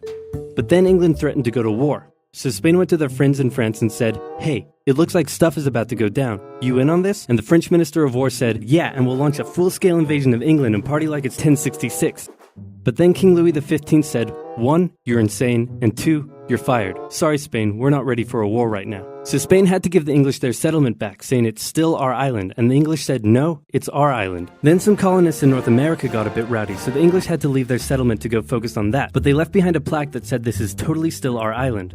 So the island was in Spanish hands, but then a French guy, no, not that one, turned on the Spanish, took over most of the country, and captured King Ferdinand VII. And in response, the Spanish colonies in South America started vying for independence. So Spain had a little bit on its hands and also had to leave the islands. And for a couple decades, the islands were left uninhabited except for the penguins, some fishermen, and the gauchos, which are basically like cowboys but cooler and Spanisher. A merchant from Hamburg living in the now independent United Provinces of the Rio de la Plata heard about the feral cattle roaming the Falklands and thought it would be a good way to make some money. So he got permission from both Buenos Aires and the British government to set up trade there as a private venture. Some American ships came down and began hunting whales and seals around the islands, and Vernet wasn't too happy about it. So he asked Buenos Aires for some military assistance in defending the islands, but Buenos Aires said, meh, do it yourself, gave him some weapons, and appointed him governor of the islands. So he seized the US ships and arrested their crews. In response, two things happened. First, America came down and said, nice settlement you have there, would be a shame if someone destroyed it. And then they destroyed it. Second, Britain heard Vernet had been appointed governor, meaning the United Provinces, actually now the Argentine Confederation, were officially claiming the islands as theirs. So Britain showed up and said, hey, didn't you see our plaque? And since they had more guns, they kicked them off the island. And the Falklands remained firmly in British hands for the next century. They officially became a crown colony in 1840. Port Stanley became the island's capital in 1845. The cattle hides from the island weren't worth much, so they imported sheep from Britain in 1851. 2 world wars came and went, and all this time the Argentinians never rescinded their claim over the islands. Now it's 1976, and after a couple civil wars, a new brutal military dictatorship sponsored by the US fight against communism has taken control in Argentina. And by 1981, this guy was in power. The economy had been struggling for a long time, and Galtieri had been unable to improve the situation. Now, if you ever find yourself the brutal military leader of a struggling South American country and you start getting into hot water, here's a bit of advice that has been tried and tested throughout the centuries. Start a war to distract everyone from their misery. Galtieri knew how popular he would be if he could finally take back Argentina's last Malvinas from the occupying British. There had been proposals to cut British military spending, and the ice patrol vessel HMS Endurance had been withdrawn from the area. So the Argentinians assumed the British may not even bother doing anything about the invasion. After easily capturing the largely uninhabited South Georgia island, 600 Argentine troops were sent to the Falklands. The small number of Royal Marines and other British forces stationed there put up a small amount of resistance, but in the end had to surrender to the larger Argentine Argentine force. Crowds in Argentina celebrated the news, but they were wrong to assume the British would do nothing, because the person in charge of the United Kingdom at the time was this lady. Thatcher was a somewhat controversial prime minister, but whether you loved her or hated her, there was no denying that she was tough. Like metal. Iron, for example. She immediately declared an exclusion zone around the islands and organized for a task force of over 100 ships to set sail for the Falklands. The United Nations expressed concern at the Argentine invasion. All South American nations apart from Chile backed Argentina. And since the United States had propped up the Argentine dictatorship, Reagan went to Thatcher and said, "Could you maybe just let them have the islands?" And Thatcher said no.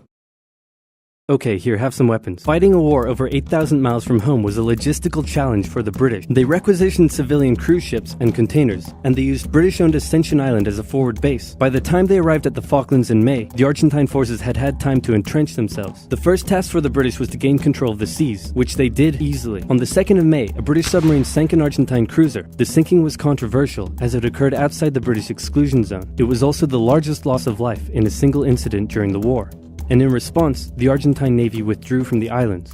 The next task for the British was to gain air superiority. While the Argentine Air Force controlled the skies, they were able to inflict considerable damage on the Royal Navy below. Days after the sinking of the General Belgrano, 2 Argentine super-étendards carried out a raid on the HMS Sheffield and sank it with an Exocet missile. For weeks, the Argentine Air Force would continue to carry out raids and inflict heavy casualties on the Royal Navy, with British Sea Harriers doing their best to take out as many of the Argentine aircraft as they could. While the battle in the skies raged on, San Carlos was chosen as the best landing site for the British ground forces. An SAS raid took out Argentine defenses on Pebble Island, and the HMS Alacrity sailed through Falkland Sound to flush out any Argentine supply ships. The landings began on May 21st, with Argentine aircraft carrying out full-scale raids on the task force ships taking part in the landing, damaging several and sinking a few, but anti-aircraft cannons and Sea Harriers shot down many of the aircraft in what became a major turning point for air superiority, and a beachhead was successfully formed. Then the ground troops began their movements out of San Carlos, across the north towards Stanley, and south toward the Argentine stronghold at Goose Green. In the following battles, a clear trend emerged. The Argentine conscripts put up a good fight, and with the rough, muddy terrain, the war was by no means easy for the British, but with highly skilled Royal Marine commanders and parachute regiment troops, the British would often find themselves taking on larger numbers of Argentinian soldiers, but would still come out victorious with minimal casualties. The 14-hour-long battle for Goose Green commenced on the night of May 28th. The battle ended in a decisive British victory, with over 900 Argentinians surrendering. Then, with 5,000 reinforcements arriving from the 5th Infantry Brigade, the British started preparing for their final assault on Stanley. In a series of hard-fought battles, they took control of the hills and mountains surrounding the town, as the Argentine forces withdrew, with British ships shelling their positions from offshore. Utterly surrounded, on the 14th of June, the Argentinians surrendered, and the war was over.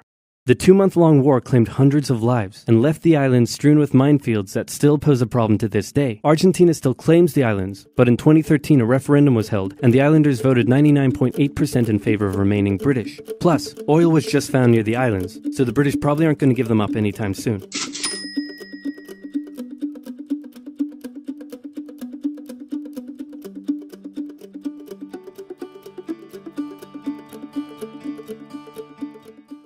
This video was made possible by NordVPN. Get protected by clicking the link below and get an amazing 75% off. That's only $2.99 per month with an additional month free for a limited time. Also, new French Revolution merch available now in the store, including King Louis and Marie Antoinette character pins, complete with detachable heads, just like the real thing. So I said to the Marquis de la Fufayette, "What do you think I am? Some dirty peasant? I've never worked a day in my life."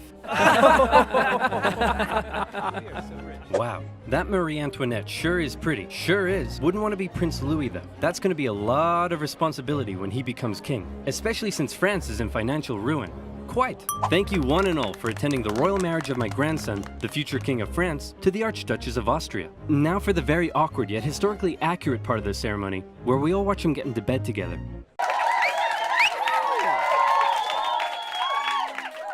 Alright, now that's out of the way, let's leave the royal couple to it. You better give us an heir, you fat, ill-bred boy. Nighty-night. That's gonna be a lot of responsibility. France is in financial ruin.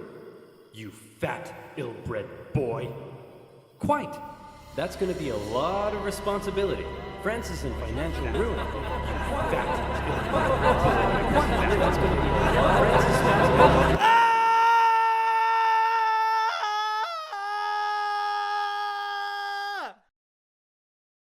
Oh, great. He's a frickin' weirdo. France, the most prosperous, cultured, and beautiful nation in the world, as it had been for centuries. An exquisite social culture, with the king and the upper classes throwing crazy parties every night, enjoying high living and fine dining. Who cares that they were only able to do so off the backs of the hard-working, starving poor? What are they gonna do? Revolt? They're only 80% of the population. No. Life in France is great. What's that, France? You want to go to war with Britain and increase your power? Go for it, little buddy. You do you. And you lost. Now you're in severe financial debt. We have no money. What do we do? Should we stop partying? Heck no. Party harder. That's okay. The peasantry will pick up the slack. They were created by God to do all the work, and you were created to reap all the benefits and party hard. That's just how society works, and we've all just accepted it for centuries. Why? Why what? Why do the nobility get to be all rich and stuff? Just because they were born into it? And the rest of us schmucks just have to accept that? Hell, why do we even need a king? Who decided that? It all just seems very unfair and unequal, and I, for one, am starting to question it. Wow, that's very enlightened of you. And so began the Age of Enlightenment. Great philosophical thinkers across France and beyond began to question whether this beautiful nation was really all that beautiful after all. Hey, Prince Louis, bad news. Your grandpop died of smallpox this morning, which means good news, you're now the king. So just to sum up, France is in severe financial debt, and the angry populace are beginning to question how necessary you are. But hey, I believe in you, champ. You got this. Maybe. Oh no! Prince Louis Capet became King Louis XVI in May 1774. He was a notoriously weak man, and he knew it. He barely had the wisdom to rule a nation, never mind one in crisis, and he was easily manipulated by those around him. One of his first acts was to try to get revenge on the British by financing their American colony's revolution. Hey, we're an independent nation now. That was real swell of you, Louis. Couldn't have done it without you. Glad I could help. So hey, about all that money we lent you, when can we get that back? Yep, you're a great guy. I'll never forget what you've done for us. Real glad I could help, friend, but about that money, gotta go now, chum. Best of luck to you. Oh no! And now France was in even more debt. France's poor, suffering under the strain of economic ruin, watched as the nobility continued to live as though nothing was wrong. In particular, they grew increasingly disdainful of the Queen, Marie Antoinette, as she continued to spend all of France's money on her own luxurious lifestyle and fashion. While the peasants were breaking their backs in the fields, she was walking around like, hey, my hair is about. I'm not making that up. Her hair really was about. And her lavish spending earned her the nickname Madame Deficit. And speaking of the Queen, there was also a long-standing scandal around the fact that the king took a very long time to boink her, and the working classes of Paris began ridiculing the royal couple with lewd pamphlets depicting the Queen as a court thought, and the king as a wuss, unable to fulfill his marital duty. Respect for the monarchy was at an all-time low, as France's finances were spiraling out of control, and the king and his aides really only had one solution to the crisis. Tax the poor. Tax the poor. We could do a sexy calendar shoot. Tax the poor. And so it was. The poor, who were already struggling to make ends meet, found themselves being taxed from every direction. Hey, I'm the royal tax collector. Looks like you've yet to pay your income tax, head tax. By the way, how many windows you got in that house of yours? 3? Oof, yep. There's gonna be a tax for that. Hey, your local priest here. Have you paid your church tithe yet? Well, at least this one is going to the good work of God. Sure. God. I think this year, God wants me to buy a new swimming pool. Hey, private tax collector here. Oh, and I brought some goons with me. Just a few quick questions. How much salt did you buy this year? About 7 kilos, I think? Yep. Okay, there's gonna be a tax for that. Oh, what's that over there? And that's extra salt I held over from last year, so I wouldn't have to buy as much this year. Oh, yeah, there's a tax for that. And what are you doing with all this salt? Well, obviously cooking. On the table. Yep. And preserving fish and meat. Oh no. Yep, and there's a tax for that. Hey, how old is he? He's 9. And so he's purchased his required amount of salt for this year, right? What? No, he's 9. Uh-oh. Sorry, little Timmy. Looks like I'm gonna have to tax you for that.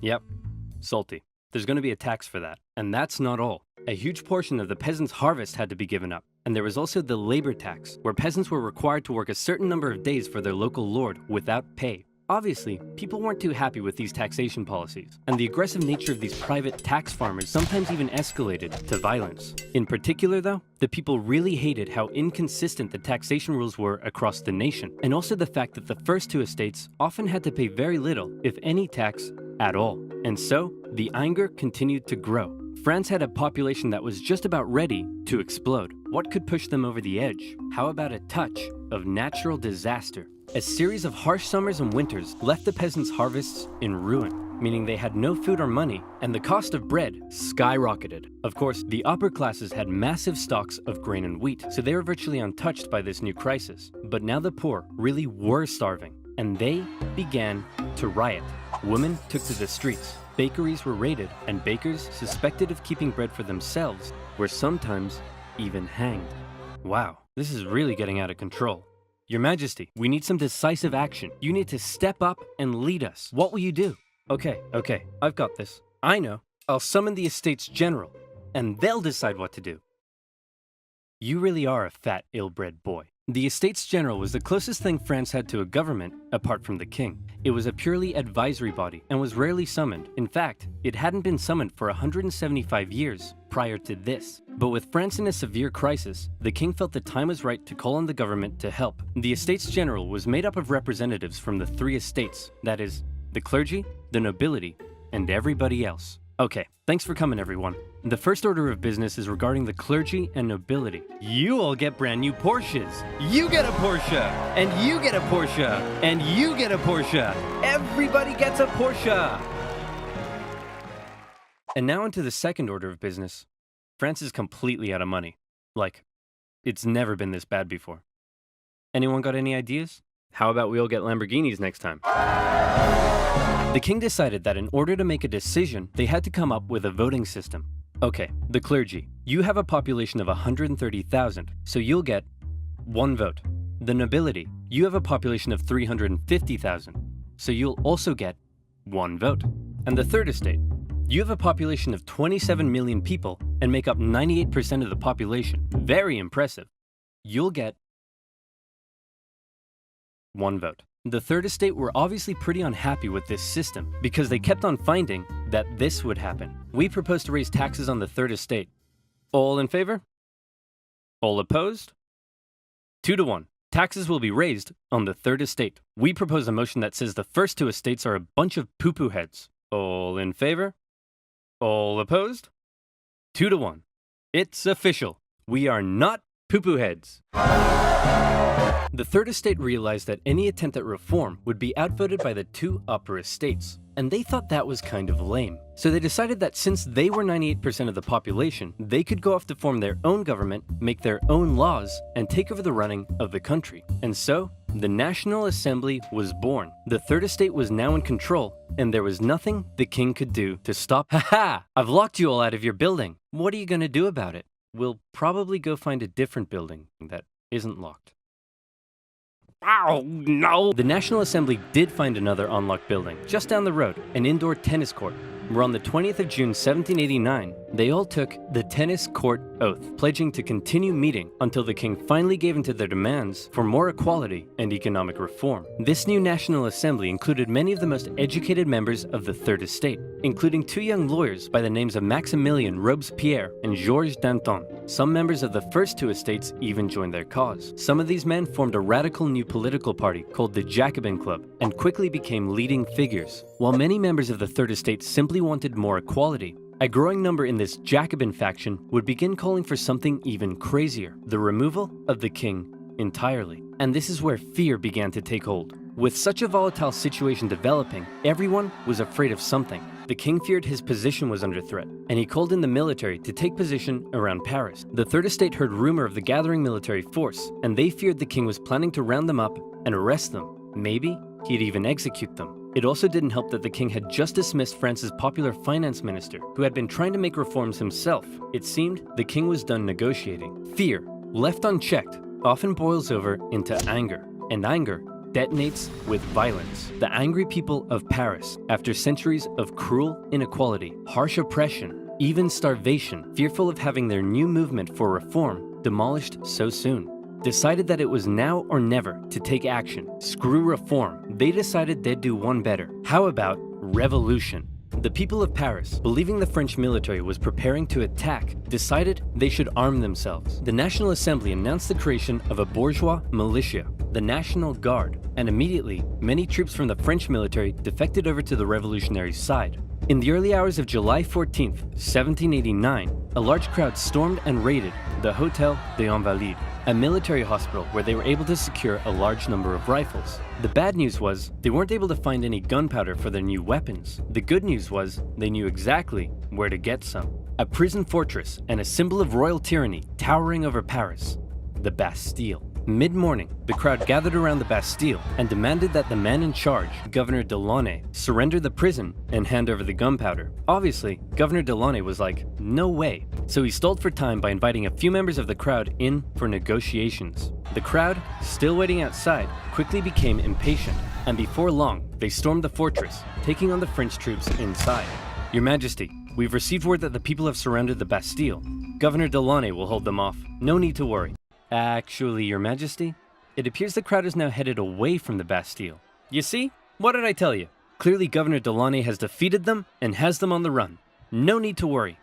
Your Majesty, isn't that Governor Delaunay's head on a pike? Well, clearly Governor Delaunay has taken on the form of a bodiless pike-head deity, and the people are so enamored with him, they're parading him around the city. No need to worry at all. When the National Assembly heard about the violence that had taken place, they had two options. Either one, they denounce it and try to carry on the revolution using peaceful means, or two, they say, damn, you stuck his head on a pike? That's pretty hardcore. And we love it. Incidentally, they went with option number two. Some historians believe this reaction paved the way for the utter violence and bloodshed that would become the legacy of the French Revolution. This widespread acceptance of violence during the Revolution is also largely credited to the writings of a certain Jean-Paul Marat, a man of science with a horrible skin condition that kept him confined to a bathtub. He began writing a radical newspaper he affectionately named The Friend of the People. Citizens of France, be very afraid. Given the chance, the king and the nobility won't hesitate to massacre us all. The solution is simple. Execute them. Kill every last one of them. Cut off 1,000 heads, and if that's not enough, cut off 1,000 more. Oh, hey Mr. Squeaky. What are you doing down there? You're so cute. Aw, I love you too, Mr. Squeaky. Mwah. Now where was I? Oh yeah. Kill them all. It became one of the most popular publications in Paris during the Revolution and succeeded in spreading ever-increasing fear and anger among the people. In August, leaders of the National Assembly, with help from a certain Thomas Jefferson, adopted the Declaration of the Rights of Man and of the Citizen, an incredible document that guaranteed liberty and equal rights to all men. And when I say men, I mean men. Despite its glaring shortcomings in gender equality, the massively influential declaration would go on to inspire the struggle for liberty and equality across the planet for centuries. However, back in France, the vast majority of the people weren't really so concerned with enlightened ideas of equality as much as they were concerned with the fact that they were still starving. Bread was still expensive as hell and hard to come by. The people felt that one reason nothing had been done yet about the crisis was because the king simply couldn't see the problem. He lived in Versailles, a full 20 kilometers southwest of Paris, and as a result, lived in comfort, separated from his dirty, stinking subjects. On October 5th, a crowd of women, 7,000 strong, decided they'd do something unprecedented. They decided they'd remove that separation and confront the king directly. The women marched all the way to the king's palace in Versailles. Along the way, the crowd continued to grow into the tens of thousands, and when they arrived, they demanded an audience with the king. What are those things outside the palace? They're poor people, Your Majesty. That's poor people? They say they're hungry. Hungry? Then let them eat cake. Wow. See, this is the exact BS that led to this whole mess in the first place. You're so out of touch. They're writhing around in the filth, breaking their back to barely scrape by, and they come to you demanding just the basic ability to feed themselves, and you think a slice of cake will sort them out? Well, then let them eat Taco Bell Crunchwrap Supreme. Wow. They're not that desperate. Members of the crowd actually managed to break into the palace with the intention of killing the queen, who narrowly escaped through a secret passage in her bedroom. The enraged mob killed several members of the royal guard and raised their heads on pikes, which, if you haven't noticed yet, is something they were quite fond of doing. The king had no choice but to come out and talk to the crowd. he agreed to accept his new position, sharing power with the revolutionary government, and to return to Paris with the crowd, removing the separation between king and subject. King Louis had a problem with people constantly raiding his palace, but one thing he didn't have a problem with was people raiding his computer, because he used NordVPN. If, like me, you don't like hackers stealing your data, password, bank deets, and girlfriend, then you need to check out NordVPN. With over 5,000 servers in 60 countries, it allows you to surf the net anonymously and safely with no personal data logging. It's super easy to use. You can take a trip to a server in Japan with just the click of a button. And while you're there, why not check out some sweet Japanese Netflix? Or maybe you want to watch a certain OverSimplified video that for some reason has been blocked in your country. Well, with NordVPN, you can. NordVPN gives you access to super fast servers and much more. And if you're not happy with it, it comes with a 30-day money-back guarantee. Get NordVPN now by clicking the link below, nordvpn.com/oversimplified, and get an amazing 75% off. That's only $2.99 per month with an additional month free for a limited time. And you'll also be helping to support my channel. So again, that's nordvpn.com/oversimplified.